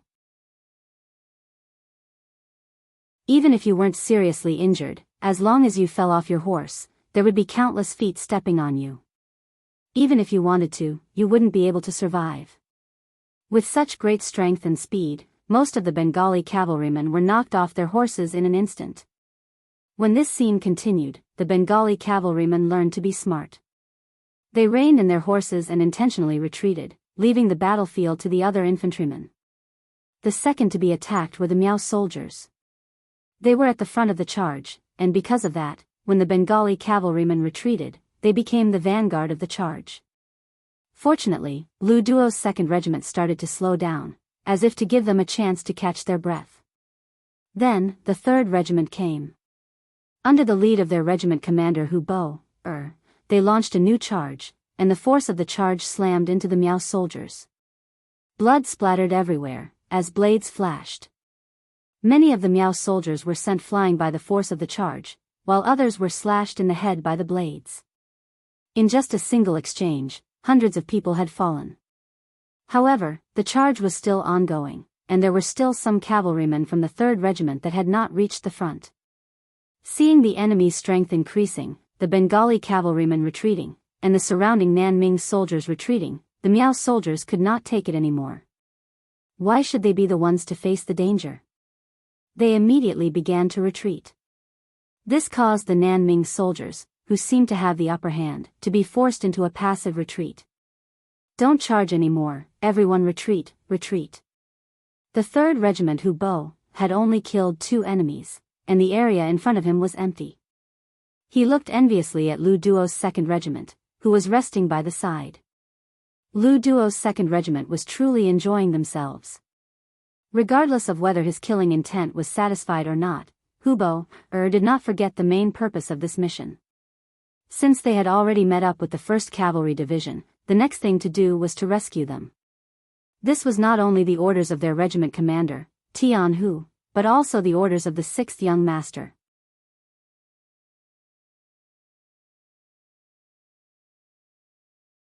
Chapter 1061. The 6th Young Master's orders were not to be disobeyed. Bai Shuang led the 4 regiments and retreated, with the 3,000 wounded soldiers of the 1st Cavalry Division in the middle. Then, Lu Duo's 2nd Regiment and Hu Bo's 3rd Regiment brought up the rear. The group successfully charged out of the encirclement and moved towards Liangshan's shelter. Wu Yingtu and Ravji were only left with their backs. The world's 1st Cavalry Division continued to display their absolute strength and completed the mission of rescuing the 1st Cavalry Division. The remaining 2 regiments were led by Division Commander Tian Hu and engaged in a life-and-death battle with the 50,000 Southern Ming soldiers. 4,000 against 50,000, they naturally had a disadvantage in terms of numbers. But so what? This did not affect Tian Hu and the others in the slightest. Under his leadership, the formation at the tip of the arrow advanced, retreated, and advanced again as if it had entered a no-man's land. It went in and out 7 times. It was as valiant as Zhao Zilong on the yellow board slope. Teacher Tian Hu's dual blades could be said to be used exquisitely by him. Wherever he appeared, a long hole would be cut open. No one could come out from his left or right, and no one was his match. Anyone who dared to block in front of him would either die or be injured. Tian, who led the 4,000 men of the 1st and 5th regiments to block the attacks of the 50,000 southern Ming soldiers. He demonstrated that the 1st Cavalry Division's reputation was earned through slashing and slashing. It was said that the strong were afraid of the unreasonable were afraid of the reckless, and the reckless were afraid of those who didn't care about their lives. Seeing that the 4,000 cavalrymen didn't care about their lives and continued to charge forward, the 50,000 soldiers of the Southern Ming army were terrified. After leaving behind close to 5,000 corpses, they slowly retreated. Even when the sky was completely dark, they didn't dare to take a step forward. In the end, we don't have enough troops. Looking at Linshan City that was just inches away, Tianhu sighed. He only had 2 regiments and 4,000 men. It was extremely difficult to break through the layers of obstacles and enter the city. With a sigh, he could only wait. He would wait until dawn to find another way. Compared to Tianhu, the Southern Ming soldiers were even more depressed. They had the advantage in numbers, and they were the ones on the attack. But why was it the other way around when it came to the battlefield? Instead, they had become the ones being beaten.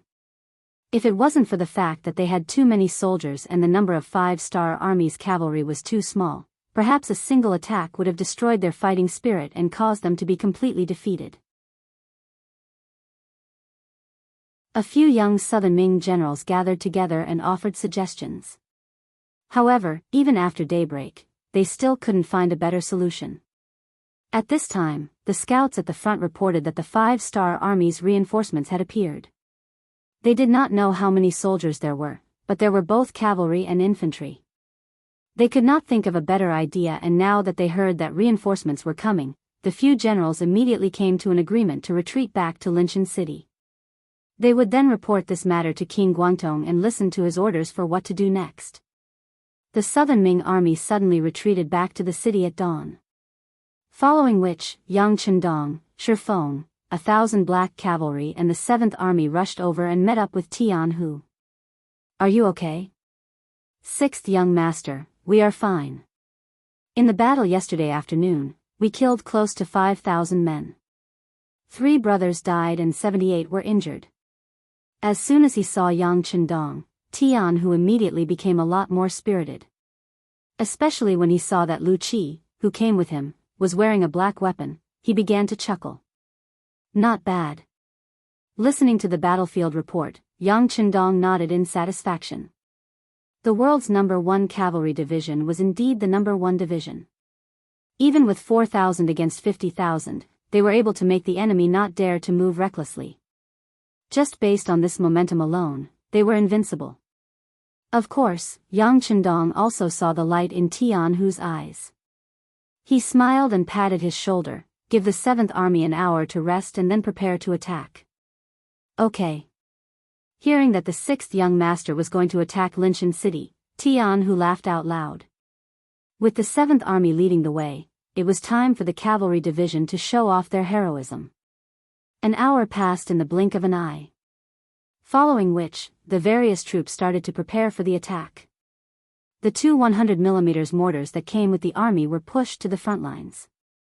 They were adjusting the markers and aiming at the south gate of Linshan City. However, the plan didn't change quickly. Suddenly, the city gate opened and a small group of Southern Ming troops appeared. "6th young master, we're ready. Should we fire now?" It was as if he didn't see the troops coming over. The 7th Army's commander, Tian Su, held his breath and asked. "Wait a moment." Yang Chendong looked at the diplomatic group with a face full of curiosity. What was going on? They hadn't even started fighting yet and the other side was already backing down? Did they want to negotiate? The others were also shaken by the scene in front of them. What kind of situation was this? An army was pressing down on the border. Shouldn't it be the army that was sent? Why was it a diplomatic group? What was the enemy doing? Those who didn't understand turned their attention to Yang Chendong. They were used to listening to the sixth young master's orders.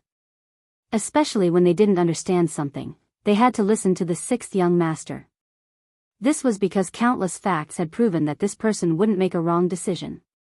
However, this time, Yang Qindong was indeed confused by the situation in front of him.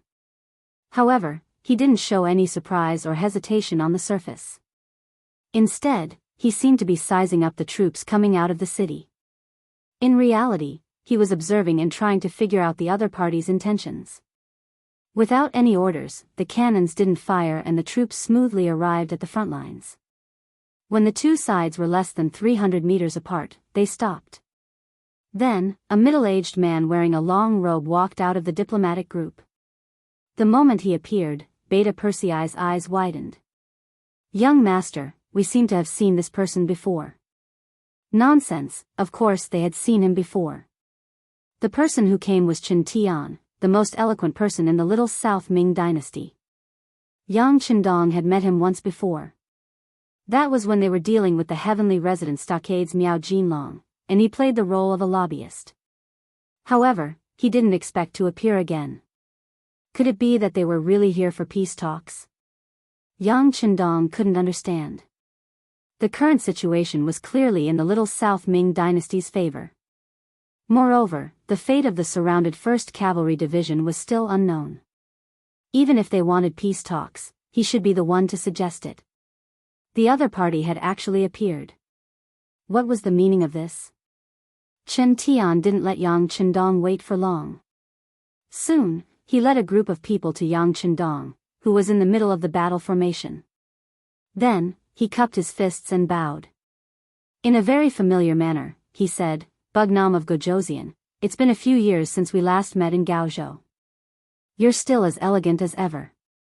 Unable to understand what the other party was thinking, Yang Qindong maintained a polite smile. "Mr. Chen, you've come from afar. It must be a pleasure to meet you.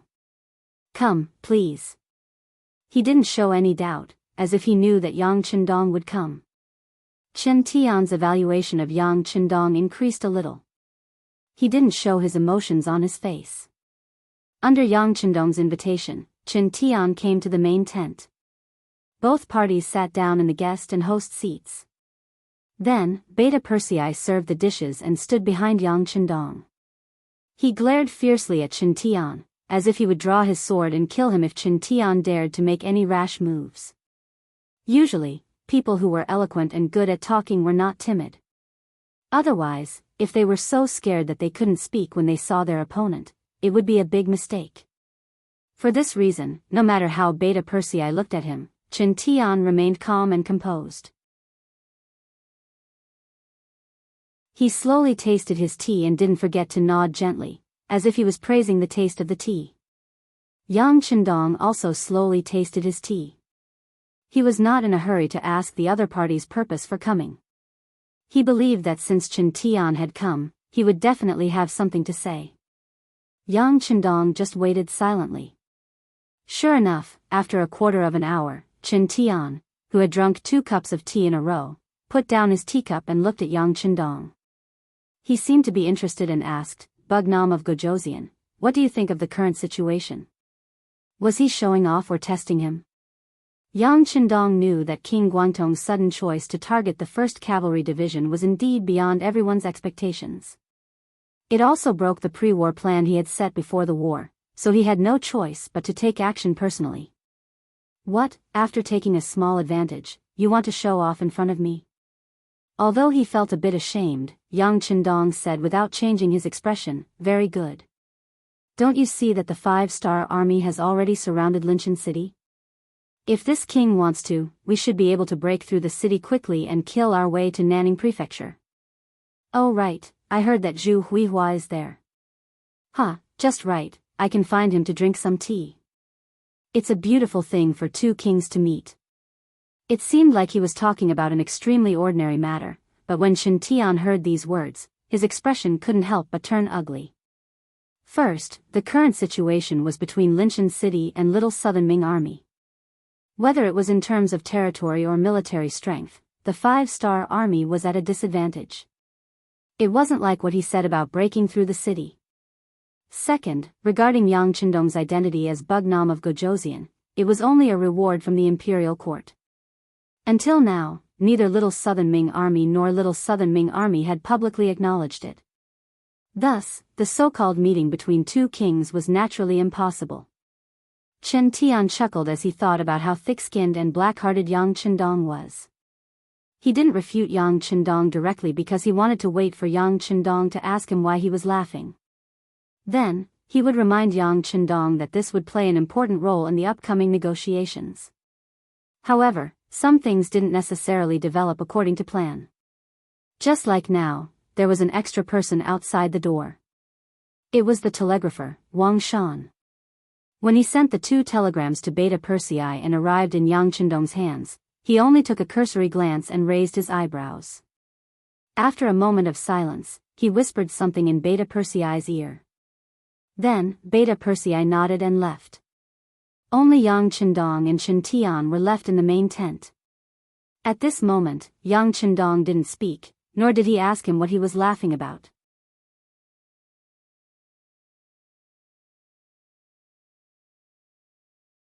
Chapter 1062.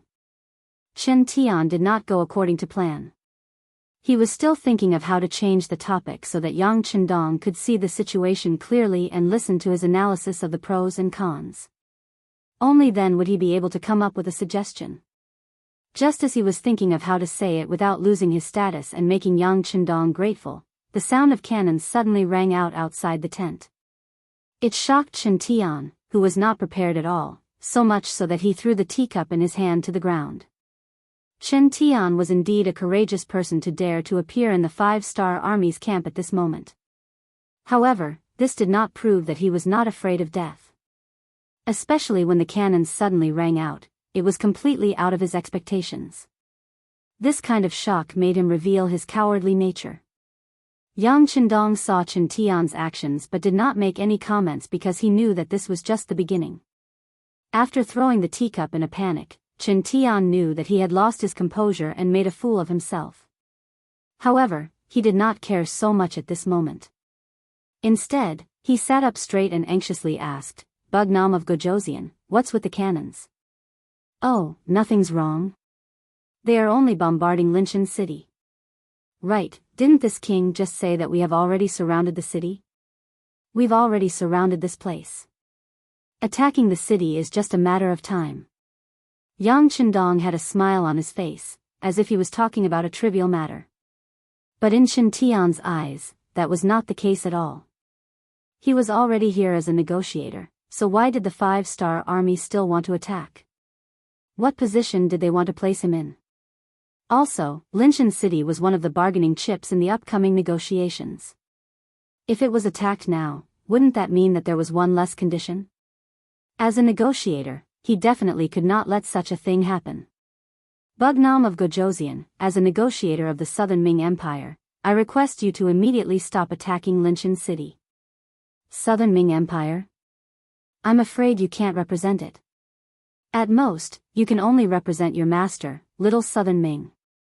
Yang Qindong chuckled. His tone was filled with disdain. "No. I can represent Bugnam of Gojosian and tell him the truth. My master has already sided with Nanming and is now a member of Nanming. Bugnam of Gojosian is now bombarding Linshan City. Does he want to fall out with Nanming and rebel?" Yang Qindong was taken aback by Chen Tian's words. There was too much information, so much so that Yang Qindong had to consider it carefully. He didn't speak immediately. Instead, he digested the information first before looking at Chen Tian. Yang Qindong asked, "Who is your master referring to?" "Of course it's King Guangtong." "Humph, Zhu Huilu is not satisfied with the title of Mingzhuang Prince. He even calls himself Little Nanming Prince. This is treacherous. How can I associate with such a person?" Chen Tian's face was filled with righteousness and disdain. If Chen Tian hadn't spoken to him on behalf of Zhu Huilu, Yang Qindong would have believed him. It seemed that Chen Tian had given up on Zhu Huilu and sided with Zhu Huilu. In that case, the latter was Zhu Qizhen of Ying's sect who had sided with Nanming. This was the first time he heard of this news and he was shocked. Zhu Huilio's rise had increased the internal friction of Nanming. They had no time to care about other things. Yang Chendong could then stir up trouble in the south, expand his territory, and increase his strength. In fact, Zhu Huilu didn't disappoint him. He called himself Little Nanming Prince and attracted the hatred of Nanming. Even after being attacked by Nanming and King Shiping from both sides, he still persisted. Now, he had joined forces with the Bengal army and defeated King Shiping. He showed that he wanted to compete with Nanming as an equal. If he hadn't provoked Yang Chendong this time, he might have been able to achieve a certain level of success. Seeing that the situation was good, why did King Guangtong suddenly side with Nanming? Did that mean that he had fallen out with Little Nanming Prince and his brother Zhu Huilu? That's right, it was recorded in history that the two brothers didn't get along in the end and parted ways.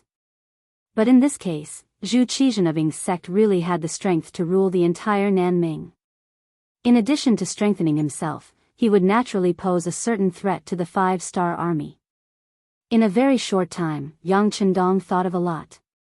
While analyzing the pros and cons, he also thought about what he should do to gain the most benefits. So much so that he didn't hear Chen Tian calling him several times. Bugnam of Gojoseon, Bugnam of Gojoseon. The hurried greeting finally broke Yang Chendong's contemplation. He raised his head and looked at Chen Tian. Chen Tian said anxiously, Bugnam of Gojoseon, now I'm here to negotiate with you on behalf of Nanming. Shouldn't you stop firing the cannons first to show your sincerity? Sincerity? Hearing this, Yang Chendong laughed, then suddenly changed his expression and said, You still have the nerve to talk about sincerity with me? Previously, you sent troops to my Liangshan shelter for no reason, took away more than 40,000 people, and killed thousands of my soldiers. When I brought people to have a good talk with you, you directly surrounded my 1st Cavalry Division, causing them to be heavily injured and almost completely wiped out. Is this your sincerity? The situation of the 1st Cavalry Division that Yang Chendong mentioned was one of the 2 telegrams that he had just received from Wang Shan. It clearly recorded the fact that Lu Zhuo's 1st Cavalry Division was only left with 3,000 people, and almost everyone was injured. It could be imagined that if it wasn't for Lu Duo and the other 2 commanders arriving in time, it was not impossible for them to be completely wiped out.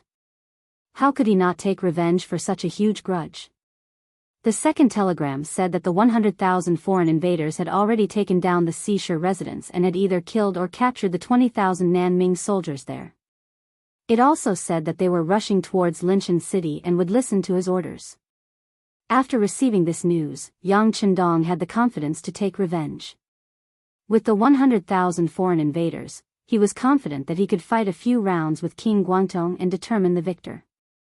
How was it possible for him to stop at this moment? Yang Chendong suddenly became angry and scolded him for not being sincere. Chen Tian found that he had nothing to say. He, who could be unreasonable and sly, didn't know what to say at this moment. Without waiting for Chen Tian to think about what to say, Yang Chendong said, You said that you are the envoy of the Nanming Empire, do you think I will believe you? Who doesn't know that you were the advisor of the rebel Little Nanming King Zhu Huixin? What? Now that you know the power of our 5-star army, you want to talk?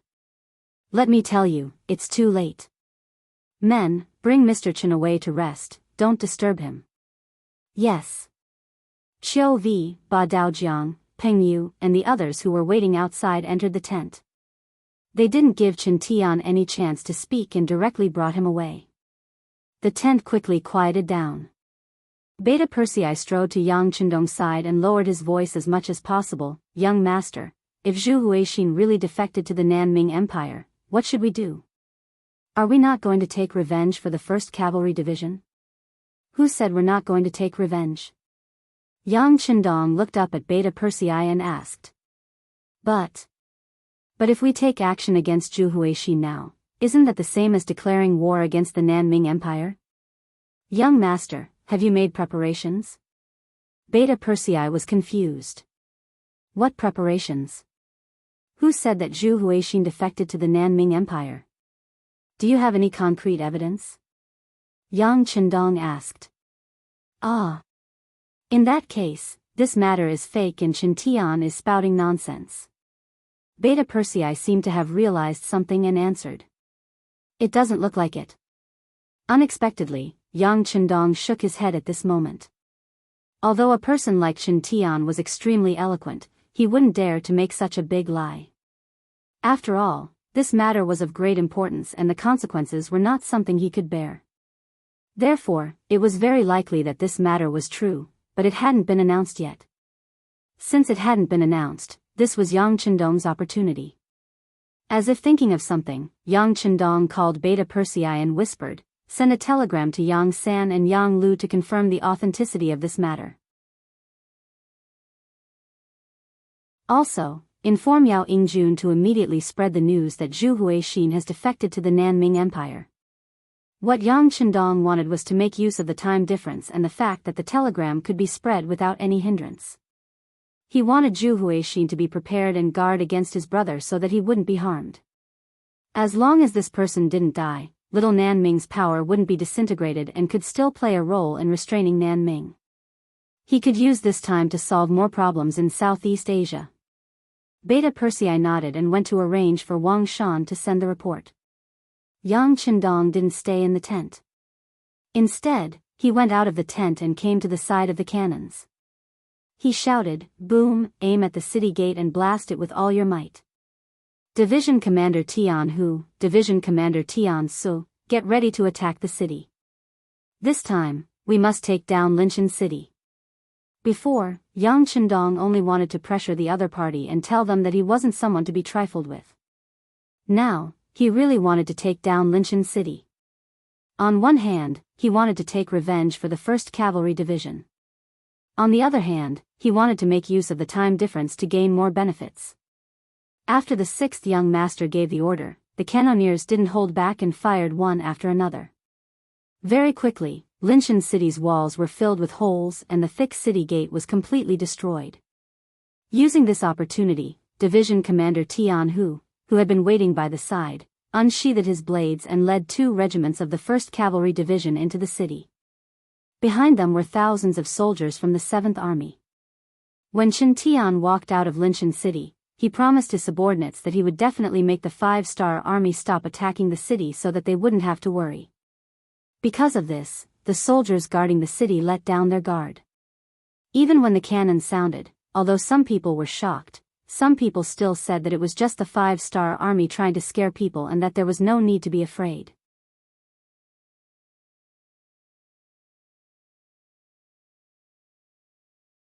Chapter 1063.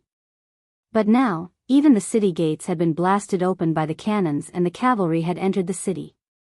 Finally, the soldiers were afraid. The resistance they formed in their panic was not Tian Hu's match at all, and they could not stop the powerful cavalry from killing their way in. In addition, the loose 7th Division followed closely behind and fired bullets as if they were free. Very quickly, a path of blood was carved out and the morale of the South Ming army was crushed. It seemed that Zhu Huihua had led 300,000 troops and defeated Shiping Wang Mubin. He had taken in tens of thousands of soldiers and had the advantage in numbers. However, having a large number of soldiers did not mean that they were elite soldiers. Most of these soldiers were made up of peasants, and they had not even undergone proper military training. It was still possible to rely on them to fight a smooth battle, but if they were to fight a fierce battle, they would not be a match at all. Once the fighting spirit was in chaos, it would be like monkeys scattering when the tree falls, and all of them would run away. When they entered the city, they met with some effective resistance. However, under the fierce attacks of Tian Hu and the 2 cavalry regiments, they were quickly destroyed. Following this, they did not meet any decent resistance. The tens of thousands of soldiers fled if they could and surrendered if they could not. In just half a day, Linshan City had been taken over by the 5-star army. After taking down Linshan City, they had opened the door to the Nanning Prefecture. As long as the 5-star army continued to attack, they would be able to fight Guangdong Wangzhou Huihua in close combat. However, Yang Chendong did not choose to do so. He had limited troops and what he needed to do now was wait. Wait for Lu Duo's 3 cavalry regiments and the 1st Cavalry Division to return. Wait for the 100,000 foreign races to gather. If everything was prepared and there was still time, he would not mind teaching Zhu Huihua a lesson and let him know that there were some people that he could not offend. Yao Yingjun walked on the streets of the Guizhou Sea residence. As usual, he would go to the tea house to listen to music and drink tea. His life was very carefree. However, today, after he came out of the tea house, he had a look of anxiousness on his face. Speaking of which, there was only one matter. He had just received news from his intelligence team that Zhu Huichen, the Prince of Guangdong, had defected to the Southern Ming Imperial Court. News by telegram was always the fastest. Yao Yingjun was sure that no one in the Guizhou division knew about this. At the very least, Zhu Huihua, the self-proclaimed Prince of Little Nanming, did not know. Otherwise, the streets would not be so quiet. Yao Yingjun was sure that he was not the only one who knew about this matter. However, the main character, Zhu Huihua, should not know about it. Could it be that, when he thought about the possibility that the patrolling soldiers on the streets were related to Prince Guangdong, Zhu Huihua, perhaps he had already bribed the people around Prince Lil Nanming and was prepared for this? Was there going to be a mutiny? When he thought of the mutiny, the first thing that came to Yao Yingjun's mind was Zhu Lian's pitiful appearance. Zhu Lian, the younger sister of Zhu Huilu and Zhu Huilu, was titled Eternal Victory Princess. In the beginning, Yao Yingjun was able to infiltrate their inner circle by relying on Zhu Lian's love for him. He used this relationship to complete the mission of understanding and investigating the higher-ups of Prince Guangdong and the others. Initially, he thought that the mission wouldn't last too long. However, he didn't expect that he would stay for several years. Humans were emotional creatures. After a long time, it was inevitable that they would fall in love with each other. In particular, Zhu Lian was really good to Yao Yingjun. That was 100% trust. She appeared to resolve several crises. Over time, Yao Yingjun realized that he had fallen in love with her. After recognizing his feelings, Yao Yingjun was really scared. As an intelligence officer, the most basic rule was to learn how to act according to the situation. One shouldn't easily believe others, and shouldn't easily reveal one's true feelings. Obviously, Yao Yingjun had already violated these rules. It was because of this that he didn't report this matter. Instead, he suppressed this feeling in his heart and didn't tell anyone. Now that he knew that Zhu Huihua might want to rebel, and that Zhu Lian might also be implicated, he became even more anxious. He had to protect this girl's safety, but he couldn't reveal his own details. How could he do this? Perhaps Yao Yingjun could casually find a reason, such as going out to play. This way, he could justifiably leave the Guizhou department with Zhu Lian. But if he really did this, what would happen to Zhu Huilu? This was tantamount to openly resisting the mission. Once the higher-ups held him responsible, even if he had several heads, it wouldn't be enough to cut off. But if he didn't use this reason, did he have to reveal his identity? After thinking for a long time, Yao Yingjun felt a headache. In the end, he decided to target Meng Neng and Duan Yuhong. Not only were these two people trusted by the Prince of Lil Nanming, but they also had their own abilities. For example, Duan Yuhong, who was known for his strange skills, and Meng Neng, who was known for his bravery, could be compared to Chen Tian, who was known for his eloquence, or even better. Of these two people, one was deeply trusted by Prince Guangdong and had to consult him for almost everything he did. Meng Neng was in charge of the military power of Prince Guangdong. If Zhu Huilu wanted to cause his brother to rebel, Meng Neng definitely couldn't avoid it. Looking at the extra patrolling soldiers on the street, Yao Yingjun had a feeling that General Meng Neng might have been bribed. But he still decided to give it a try. This was how intelligence agents worked. Even if there was a 1% chance, they would still try their best, even if they had to pay the price with their lives. Because of his relationship with Zhu Lian, Yao Yingjun was once a guest of Meng Neng and Duan Yuhong. He didn't need to make an appointment to see them. He just walked in. As someone who had been to the general's residence more than once, Yao Yingjun's intuition told him that there was something wrong with this place. Before he joined the intelligence agency, he had undergone special physical training. Although Yao Yingjuan's skills weren't as good as Ling Feng's, he was still much stronger than ordinary people. His eyesight was also better than ordinary people. The moment he entered the general's residence, he could feel the shadows in the dark. There were countless pairs of eyes staring at him. Yao Yingjun didn't look around. He acted as if he didn't notice anything. The moment he entered the general's residence, he shouted that he wanted to see General Meng Nang and that he wanted to have a good fight with him. Naturally, his shouts attracted the attention of many people in the residence. Go, tell him that I'm patrolling the barracks and am not in the residence. In a dark corner of the courtyard, General Meng Nang's face revealed a hint of displeasure when he saw Yao Yingjun come uninvited. The housekeeper received the order and hurriedly went out to welcome Yao Yingjun. He used the excuse that the general was not in the residence and had gone to the barracks to persuade Yao Yingjun to leave. Soon, the housekeeper returned to Meng Ning's side and asked softly, "General, could he have sensed something?" "Humph. He's just a gigolo. In the future, he won't even have the ability to be the head of the household. How could he have sensed something? All right, let's hurry up and prepare. We'll take action tomorrow night." Meng Ning sneered. It was obvious that Yao Yingjuan's usual disguise was effective. He was not treated like a piece of cake and reduced the possibility of being suspected. After leaving the general's residence, Yao Yingjuan's unruly appearance was completely hidden. After hesitating for a moment, he headed straight for the Duan residence. Compared to the Duan residence in the past, Yao Yingjun saw that there were many more strangers in the surrounding alleys and streets. With his identity as a spy, he quickly noticed that something was different. If he guessed correctly, this place was being watched. It was very likely that it was Meng Ning's doing. He had already shown his face at the general's residence once and was almost forced to stay there. If he took the risk to appear at the Duan residence again, he was afraid that it would really arouse suspicion. For safety reasons, he didn't enter the Duan residence. Instead, he returned to the tea house. Since he couldn't get through to the higher-ups, he might as well start from the bottom. That was to spread rumors of Zhu Huitu's rebellion. As for how effective it would be, he wasn't sure. But other than that, what else could he do? Although he seemed to have a good relationship with some people because of his relationship with Zhu Yan, when it came to big matters, who would treat him like a piece of cake. When he left the tea house, Yao Yingjuan's footsteps were clearly faster.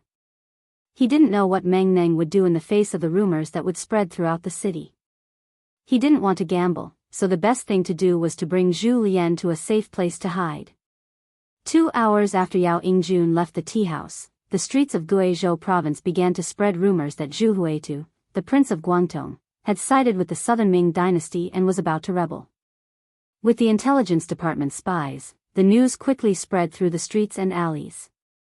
It also spread to the general's residence and the prince of Little Nanming's residence. "Who is it? Who leaked the news?" Meng Ning said angrily after hearing the news. He had already made plans for the rebellion tomorrow night. Who would have thought that the news would be leaked? It seemed that everything had to change. "General, the king has ordered you to make a trip to the prince's residence." Just as Meng Ning called the housekeeper over to discuss countermeasures, a servant reported that the prince of Little Nanming wanted to see him. "General, you should bring more people with you," the housekeeper said worriedly. "Of course. I wanted to do this secretly. Since it's like this, I might as well make it public. I'll go see the king now. You guys follow the plan and attack the other officials." Meng Ning wouldn't wait for death. Since he had promised Zhu Huitu to rebel with him, he couldn't go back on his word. Meng Ning made his move. Everything had been prepared long ago. The only difference was that one would take action tomorrow night, while the other would take action earlier. Because Meng Ning's actions were fast enough, the prince of Little Nanming, Zhu Huitu, was still caught by the rebels despite being prepared for it. It wasn't just Zhu Huitu. His other brother, the prince of Yangzong, Duan Yuhong, and the others were also caught. The only one who was surprised was Princess Yongsheng. When a large group of soldiers entered the princess' residence, they found out that she wasn't there. She had gone out with Yao Yingjun to play chase. A group of soldiers immediately went out of the city to chase. However, since Yao Yingjun was prepared, how could he be caught? Not to mention, he didn't even leave the city. Instead, he took Zhu Lian to a safe place to hide. Other than Zhu Lian and a few lucky officials and generals who weren't in the city, most people were controlled by Meng Neng.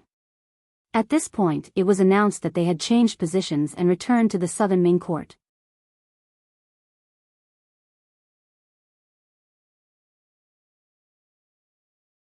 Chapter 1064. The forces of the little Nanming king, who was once viewed as a great enemy by the southern Ming dynasty, had collapsed just like that. Everything happened so quickly that it shocked many people. Yang Qindong used the advantage of the radio station to receive this news before anyone else. However, he only sighed. It was hard to guard against a thief in one's own home. After that, he no longer cared about it and began to focus on the negotiations in front of him. He had to pay attention to it. For this negotiation, the southern Ming dynasty had actually sent the crown prince's tutor and minister of war Kuang Yi to Linshan City. It was said that the diplomatic group was less than 30 li away and would arrive before nightfall. Young Master, Division Commander Lu Zhua and Lu Zhuotuan have returned. Beta Persei softly walked to Yang Qindong's side. Where is the foreign allied army? Yang Qindong asked as he nodded slightly. They should be able to reach Linshan City by tomorrow afternoon. Beta Persei estimated and replied. Beta Persei, do you think the foreign allied army is reliable? Due to what happened in the Guizhou division, Yang Qindong couldn't help but be suspicious. From the current situation, the rise of the five-star army was inevitable. It would be extremely difficult for others to defeat them. However, if something similar happened in the Guizhou division, it would be hard to say. Since there was a precedent, they had to be careful. This. Young Master, do you have any ideas? Beta Persei couldn't answer, but his habit told him that since he asked such a question, the young master must have a solution. How about this, in the future, if the foreign allied army's soldiers perform meritorious deeds, they will be directly promoted to the reserve division. This way, if the cold front lacks soldiers, they won't have to re-evaluate them and can directly choose from the reserve division. Yang Qindong hesitated for a moment before speaking in an extremely confident tone. They had a reserve division before, but as the cold front continued to expand, they didn't have enough soldiers and had to temporarily withdraw this division. Now that a large number of non-humankind youngsters had joined the army, it was time for the army to recover. Okay, I'll do it right away. After understanding Yang Qindong's meaning, Beta Persei nodded heavily. He used to be the commander of a logistics division, which was equivalent to a concentration of soldiers. Therefore, he was quite experienced in this aspect. As for the selection of the division commander, the military department would decide on it and the political department would review it. If there were no problems, it would be reported to the young master. Using people as a mirror, one can understand gains and losses.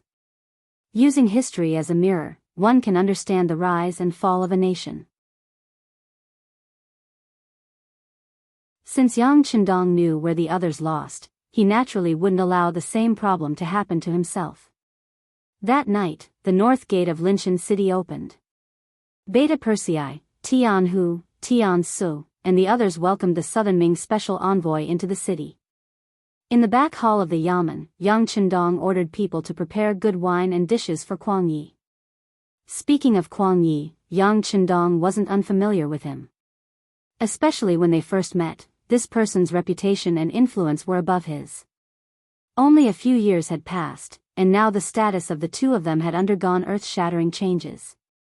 Although Kuang Yi had also taken a small step forward, going from a second-rank official to a lower first-rank official, compared to Yang Qindong who had a different surname, the difference was not small.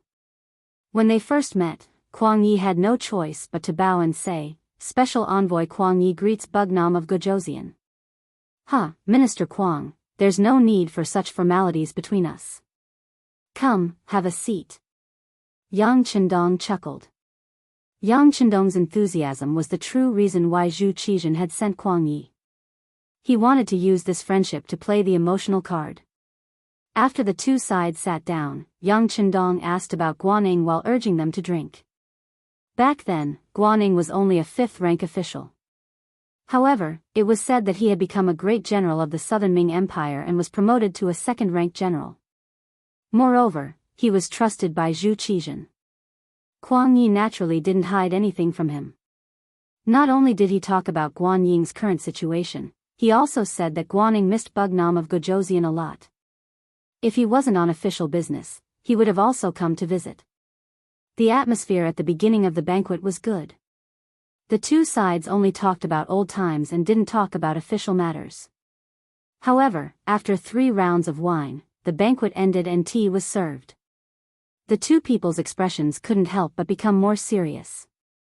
In the end, it was Kuang Yi who couldn't help but speak first. Bugnam of Gojoseon, Guangdong King Zhu Huixin has already surrendered to Emperor Yingzong. The era of the Southern Ming Empire will be gone forever. What do you think? Emperor Yingzong has made a good move. This king is impressed. Yang Chendong said with a fake smile. Yes, my king is wise. The existence of the Southern Ming Empire has caused the commoners to lose their homes. Who knows how many people have lost their homes because of it? They indeed deserve to die. Kuang Yi also said with a look of admiration. As he spoke, he observed Yang Chendong as if he wanted him to express his admiration. Unfortunately, Yang Chendong's expression was normal. However, in Kuang Ye's eyes, he felt that this was very normal. Compared to the matter of Zhu Qizhen wiping out the little South Ming imperial court, what Yang Chendong and the 5-star army did was a huge matter. If one had to compare, the former was just a small fight in one's own garden. However, Yang Chendong had already displayed his fists and kicks outside, showing the might of the Han Empire.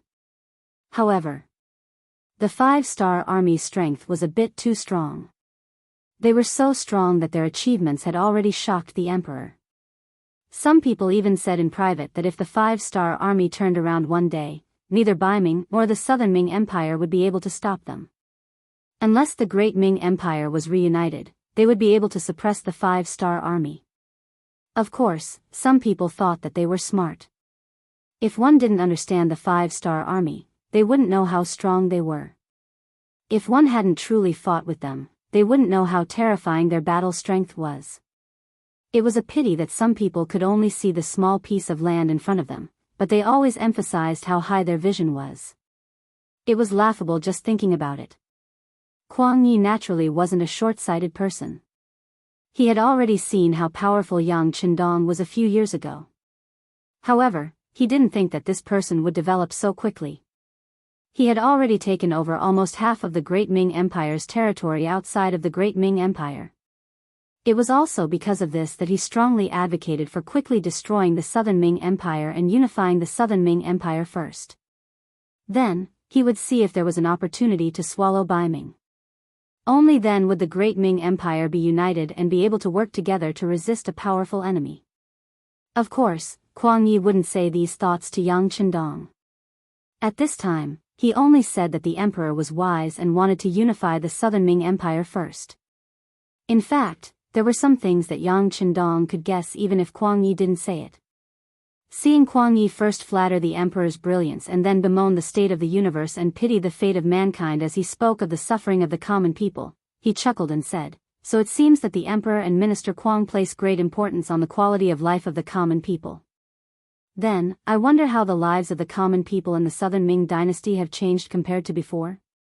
Or rather, after the Southern Ming Empire's power was returned to the imperial court, what kind of preferential treatment did you give the common people?" Yang Chendong asked with the common people as the topic. He wouldn't forget that in the future, there were people who said that foreigners had a higher status than ordinary officials in the country. Because of this, they didn't have to abide by the laws of the country. Once something happened, they would put pressure on the embassy and use their bad international reputation as an excuse to show their nobility. It was because of this that Yang Chendong intentionally raised the status of Han people. He wanted the entire world to form a habit from this moment onwards, a habit that the Han people were high above and inviolable. Yang Chendong could do what he said because Yangshi started from scratch and instilled the idea of the supremacy of the Han people. The Southern Ming Empire couldn't do it. Or rather, the entire Great Ming Empire couldn't do it. The Great Ming Empire was like the feudal dynasties of the past. It was born in troubled times and paid attention to the inheritance of a family. It paid attention to the rule of the world through literature. This was why the status of the scholars in the Great Ming Empire was constantly rising.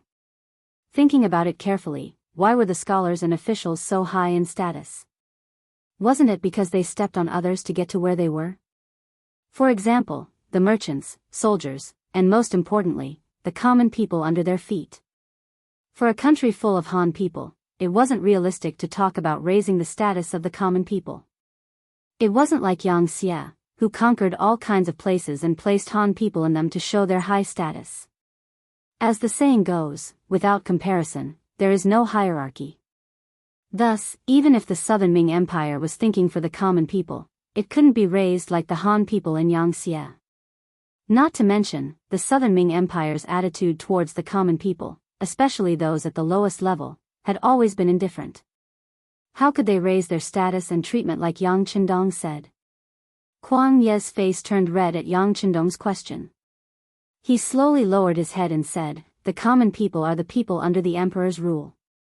Of course, we have to treat them better." He. The two words represented Yang Chendong's current mood. Fortunately, he knew that with the Southern Ming Empire's current situation, it was impossible for them to treat the common people better. He simply didn't care about this question and changed his tone. This time, Zhu Huichun was willing to surrender to you. What benefits did he give you? Normally, this was a private matter of the Southern Ming Empire, so it wasn't good for others to question it. However, Kuang Yi knew that with Yang Chendong's power, if he wanted to know the inside story, even if he didn't say it himself, he would be able to find out from others. Most importantly, this matter was going to be revealed to the world soon, so it was impossible to hide it.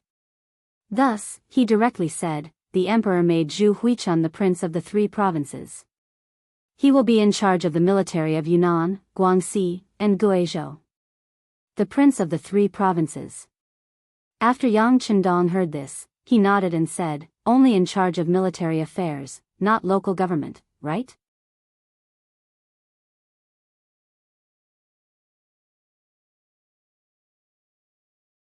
Chapter 1065. Kuang Yi didn't expect Yang Chendong to be so smart and be able to see the crux of the problem at a glance. He nodded. Bugnam of Gojoseon is right. He only has military power and no financial power. Once he offends the emperor and cuts off his provisions, I'm afraid it will be difficult for him to command any army. What a wishful thinking. Yang Chendong exposed Zhu Qizhen's thoughts while chatting. Kuang Ye's face turned red again. Yang Chendong was speaking the truth. This time, Zhu Huihua was indeed deceived by Zhu Qizhen. Not explaining was equivalent to admitting it. Yang Chendong couldn't help but ask with interest, "This explanation isn't very clever. If this prince can see it, others can also see it. Does the king of the 3 provinces not have any objections?" "Yes, but His Majesty allowed him to trade with the kingdom of Banga. Apart from handing over 30% of the profits to the imperial court, he could keep the rest for himself." Kuang Yi didn't hide any deep secrets either, so he spoke with a straight face. "Trade with the Bengal army?" Yang Chendong was a little surprised, but after thinking about it, he understood. Zhu Huihua had replaced his elder brother Zhu Huihua's position. If he still controlled the military and political power of the 3 provinces, it would be no different from the previous little Southern Ming. This was something that Zhu Qizhen couldn't tolerate. It was because of this that both sides took a step back. One side wanted military power, while the other side wanted administrative and financial power. This was equivalent to each side taking what they needed. He sighed in his heart. It was a good plan. However, there was a prerequisite for all of this. For example, whether he agreed, whether Yang Xia agreed, and whether the 5-star army agreed. The 3 provinces were close to the Yunnan province. If they didn't deal with Yang Chendong, there wouldn't be peaceful days here. Needless to say, the southern Ming Empire's food and the goods that the three provincial kings would trade with would have to rely on Yang Qindong. This was the main reason why they had sent Shen Tian and Kuang Yi to negotiate. Finally knowing the truth, Yang Qindong was no longer anxious. Now that it was someone else who needed his help, he could take his time to think about it. Therefore, he didn't take the initiative to ask questions and instead allowed Kuang Yi to speak. After seeing that Yang Qindong didn't have anything to ask, Kuang Yi opened his mouth as expected. The first thing that came out of his mouth was His Majesty's words, as if everything was His Majesty's will and he was just a messenger. If Yang Qindong had any opinions or questions, he would be responsible for conveying them, but he couldn't make the decision. It was no wonder that Kuang Yi was so careful. It was said that a weak country had no diplomacy. Besides, Yang Qindong was completely different from the one he met a few years ago. Now that the Southern Ming dynasty had a favor to ask of them, how could they not speak some soft words? Bugnam of Gojoseon, His Majesty said that as long as you agree to this decision, our Southern Ming Empire will publicly recognize your title as Bugnam of Gojoseon. This is a king with a different surname. Other than a few people who were conferred the title when Taizu was still alive, only King Shiping is left. This honor is so great and so high. Bugnam of Gojoseon, His Majesty also said that the Liangshan shelter is allowed to exist. As long as you don't steal or rob, and the people can enter the shelter, we will turn a blind eye and pretend that we didn't see anything. Bugnam of Gojoseon, His Majesty also said. Next, Kuang Yi represented Zhu Qizhen of the Ying sect and made promises again and again. Yang Qindong became a listener, but he just sat there and didn't say anything. After about half an hour, everything that needed to be said was said. Kuang Yi looked at Yang Qindong and asked in a low voice, Bugnam of Gojoseon, what do you think? This wasn't the first time he said this. It was enough to prove that Yang Qindong's position in Kuang Ye's heart was very important and high. However, Yang Qindong still didn't say anything, as if he was asleep. Under Kuang Ye's continuous questioning, Yang Qindong raised his head as if he had just woken up from a dream and said, this is far from enough. I'm afraid that Minister Qing still doesn't know that 2 or 3 days ago, the 5-star Army's 1st Cavalry Division was surrounded by Zhu Huilu, who killed many of our soldiers. If we don't take revenge, how can we convince the public? But at that time, the 3 provincial kings hadn't become part of the Southern Ming Empire. Now, he's already one of His Majesty's people. Kuang Yi wanted to explain more, but Yang Qindong said, yes, it's because I know that he's now one of the Southern Ming Empire's people that I didn't do anything to them. I just wanted to see what Minister Cheng would say. Now it seems that your sincerity is far from enough. Not enough? Kuang Yi understood the meaning behind his words. It wasn't that he couldn't, but that it wasn't enough. That meant that there was still room for discussion. He asked curiously, but does King Nanwu have any other requests? You can make the decision.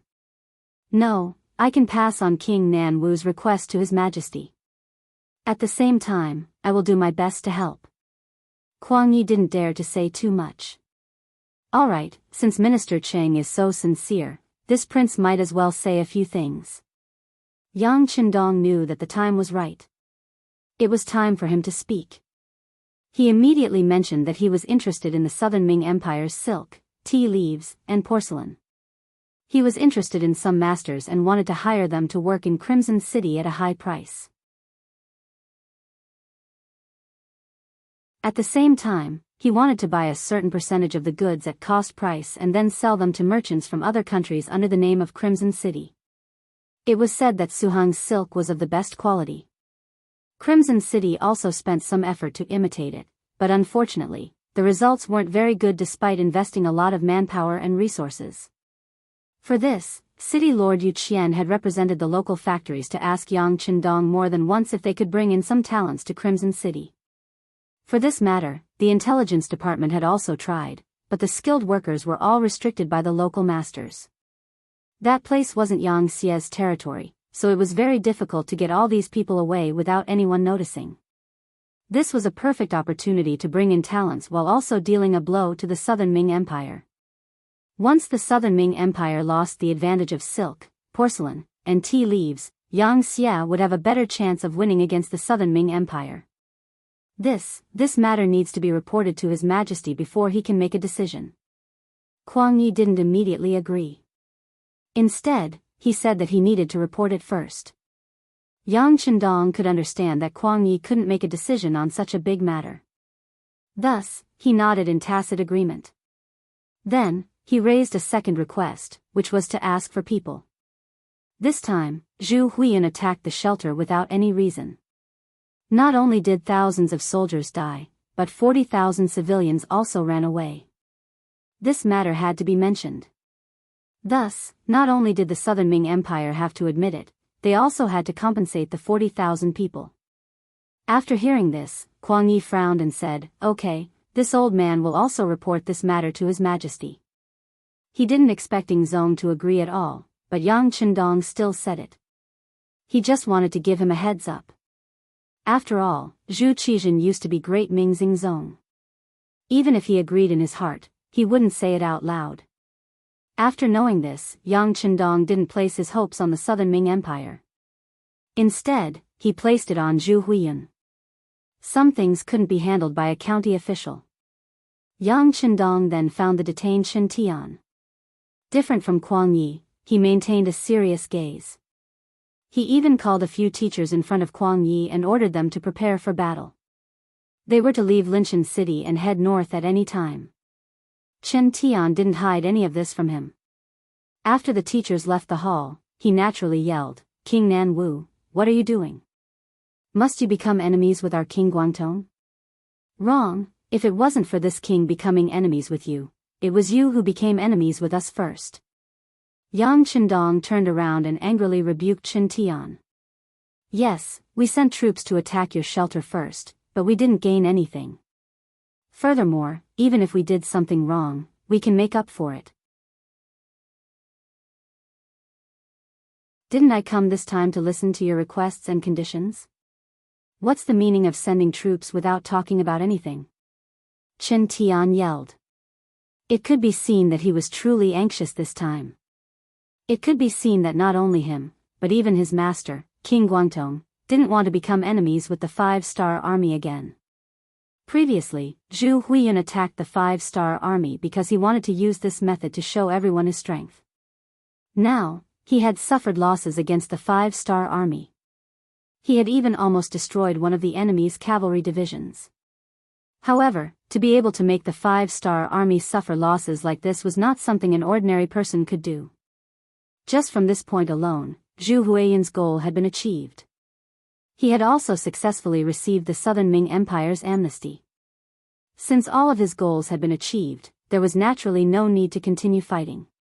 If he won, no one would say anything, but if he lost, he would only feel bad. Zhu Huiyan knew this, so he sent the most eloquent person, Chen Tian, over. He only had one request, which was for the 5-star army to stop fighting. As for whether the other party would raise any requests or conditions, as long as they weren't too excessive, he would agree. After all, he wanted to step on the 5-star army to climb up. "You said that we can talk. All right, then I'll give you a chance to talk. If you can't satisfy me, then there won't be a chance to talk." Yang Chendong spoke as if there was only one chance, and he wanted them to grasp it seriously. The 5 divisions and close to 100,000 soldiers finally arrived at Linshan City. At this point, Yang Chendong had over 100,000 soldiers. He indeed had the qualifications to cause a ruckus in the Southern Ming Empire's territory. However, these 100,000 soldiers didn't take a step forward, nor did they have any intentions of attacking. This was all because the negotiations were going smoothly. Chen Tian was very tactful. He clearly agreed to all of Yang Chendong's requests. However, this matter was very important, so he had to report it to Zhu Huiyan.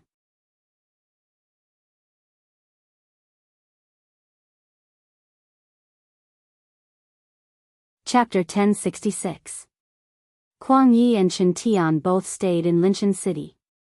Only their trusted aides left the city to inform the higher-ups of Yang Chendong's request.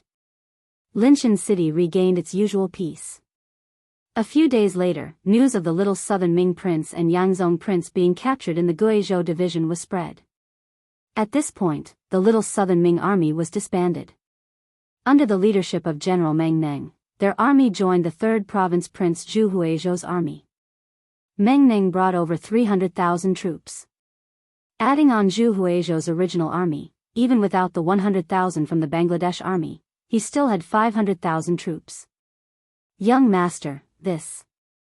After Beta Persei received the news, he looked worriedly at Yang Chendong. What are you afraid of? 500,000 isn't a small number, but with 3 provinces, how many troops do you think he can transfer to Linchin City? Or how many troops would he need to deal with us? After Yang Chendong asked 2 questions in a row, he smiled and patted Beta Persei's shoulder. Don't worry, the plan won't change. Yang Chendong was indeed full of confidence. He predicted that Zhu Huizhou wouldn't make an enemy out of the 5-star army. After all, the time to prove his strength had passed. Now that he had been recruited as the 3rd province prince, there was no need to create more problems. If they really fought, Zhu Huizhou didn't have the confidence to win. Not to mention, there was one more thing that he didn't mention. Yao Yingjun had taken Zhu Lian and escaped from the Guizhou department. Not only that, they had also created an army of 50,000 people and were currently fighting for territory in the 3 provinces. Speaking of which, this was out of Yang Chendong's expectations. Yao Yingjun was a chess piece he placed in the little southern Ming prince's faction. Now that this faction was destroyed, he had completed his mission. Yao Yingjun thought the same. He even wanted to bring Princess Yingjun out and find a safe place in Yangxia so that she could live the rest of her life without worries. Who would have thought that at this time, a woman would actually show that she was not inferior to men?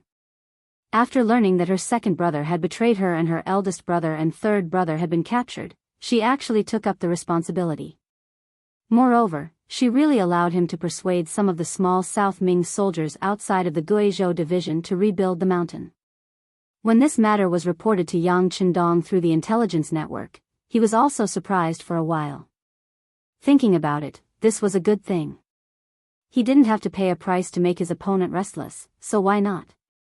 Yang Chendong agreed and sent someone to inform Yao Yingjun that if things did not go well, he could still bring Princess Yongxing to the Langshan shelter.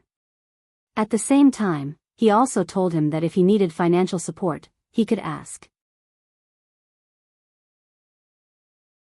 With all of this, Yang Chendong was sure that Zhu Huizhou, who seemed to be very powerful, would not make an enemy out of the 5-star army. Things developed as he expected.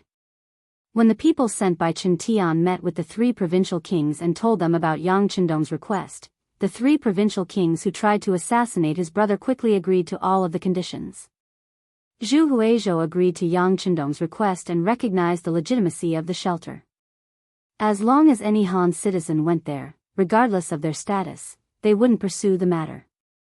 Not only that, every year, he would provide 200,000 Han citizens to the shelter as compensation for attacking the 5-star army. In exchange, Crimson City's goods could be provided to Zhu Huihua at the same price as other merchants. Originally, Yang Chendong wanted to provide 500,000 people a year, but Chen Tian refused. In his words, 200,000 was already a lot. At most, the 3 provinces wouldn't have enough Han citizens, and they could just grab some from the nearby southern Ming province. However, 500,000 a year, they wouldn't be able to catch that many. Actually, 200,000 a year was already enough to satisfy Yang Chendong. Originally, he was just asking for an exorbitant price, waiting for the other party to bargain. Giving 30 to 50,000 people a year was already what he had expected. Now, 200,000 a year was already a pleasant surprise. Not long after, the southern Ming Emperor Zhu Qizhen also agreed. After discussing with the court officials, they finally agreed to sell the silk, tea leaves, and porcelain to the 5-star army. This was something that couldn't be helped. Many areas in the south of the southern Ming Empire had already been occupied by the 5-star army. If they didn't agree, they wouldn't be able to sell these things for money. As for those skilled workers, since when did the great Ming Empire value craftsmen? If they were gone, they could just nurture them again. Thus, they all agreed. The negotiations with the two sides went very smoothly, reaching Yang Qindong's expectations. After the negotiations were completed, Yang Qindong knew that he had to leave this place. Even Linshan City and Siming residents had to be given up. These were the bargaining chips in the negotiations. Retreat. Since he had achieved his goal, Yang Qindong gave the order to retreat. Hundreds of thousands of five-star army escorted the 40,000 prisoners out of Linshan City. At this time, the battle ended and everything returned to normal. However, any smart person could tell that this wasn't the end. Once the two sides started fighting again, they wouldn't stop until one side was dead. The five-star army finally retreated, leaving behind Linshan City and Siming residents. At the same time, Zhu Huiying also left behind two opponents, Everlasting Victory Princess and Shiping King's army. Everlasting Victory Princess didn't need to be mentioned. When Zhu Huiying made his move, he didn't plan to let this sister go. As for Shiping King, he was originally the king of Yunnan. Now that the three provincial kings wanted to replace him, how could he agree? Of course, he had to find some trouble. Zhu Qizhen didn't think highly of the three provincial kings, but he had to agree to reduce internal friction. Now that Shiping King was willing to fight with Zhu Huiying, he was happy to see it happen. He didn't say anything and just let them fight. After Yang Qindong left southern Ming's territory, he didn't pay attention to it anymore. Yang Xie's territory was so big that there were too many things for him to worry about. For example, there was a piece of information in front of him about the Baiming army. The telegram was sent by the commander of the First Army, Tiger's Man. It only said one thing. The Baiming army had a 50,000-man cavalry. They were all soldiers from the Liaodong region and were nicknamed the Liaodong Iron Cavalry. Under the leadership of General Fang Dingshan, they were training in the grasslands. They constantly clashed with the small Mongolian tribes and sometimes provoked Yeshen in Walla. They won and lost. According to Tiger's Man's telegram, the 50,000-man Liaodong Iron Cavalry followed the policy of training soldiers through battles. Fang Dingshan used to be the commander of Zhu Qiyu's imperial bodyguards. He was quite trusted and was given a lot of freedom on this expedition. Since their appearance, the Baiming army's banner became famous in the grasslands and had a certain amount of influence. They're all restless people. Yang Qindong sighed and then looked at another telegram. It was sent by the Internal Intelligence Department of the Japanese Empire. The internal strife there had already begun, and some places had already broken out of the control of the emperor and the great general's office. In other words, it wouldn't be long before the Japanese Empire's affairs had to be resolved. Thinking about Princess Junko, who had returned more than a year ago, Yang Qindong looked in the direction of the Japanese Empire and said to himself, "Don't let anything happen to you. Otherwise, a lot of people will be buried with you." January 1457 AD. Yang Qindong returned to Xiqian City and prepared to spend the new year here. At the same time, he accompanied his wife, Hu Yan, to wait for her delivery. On the 7th day of the second lunar month, on this seemingly ordinary day, a baby boy was born. When Yang Qindong was 20 years old, he finally had his first son, named Yang Bo Bugnam of Gojoseon finally had a son, and there was someone to inherit the family name. Naturally, it was a great day for the entire Yangxia. Xiqian City was immediately decorated, and it was even more lively than the new year. The various provinces and regions under the Yang faction also sent representatives to the city with gifts to celebrate and express their joy. Good things come in pairs. On the third day after Yang Bo was born, King Abu Burkle of the Great F country announced his surrender in Cotton Orchid Island. After more than half a year of siege, the city was already in chaos. Originally, Abu Burkle wanted to continue supporting because he still had soldiers and food in his hands. However, the people had already had enough of these days of fear. Under the instigation of the intelligence department in the city, they rushed into the city and surrounded the palace. The power of the people was great, especially when it came to their own safety. Often, they could exert unimaginable power. Facing the flood of people, the soldiers of the Great F country did not stop them. In the end, Abu Burkle was captured. The city gate was opened and he was sent to the cold front navy that surrounded the city. With the capture of Abu Burkle, the fall of the Great F country was announced, and the entire Luzon island was unified. At this point, the Great F country and the original Sulu country were all under Yang Xia's control. Yang Xia also gained more than 6 million people, and its strength increased by a large margin. In more than a year, Siam and the Great F country were divided. With more than 10 million people, Yang Xia's strength was evident. However, this time, Yang Qindong only moved the 6 million people in Siam's current Thai province. Half of the 3 million people were moved to other provinces.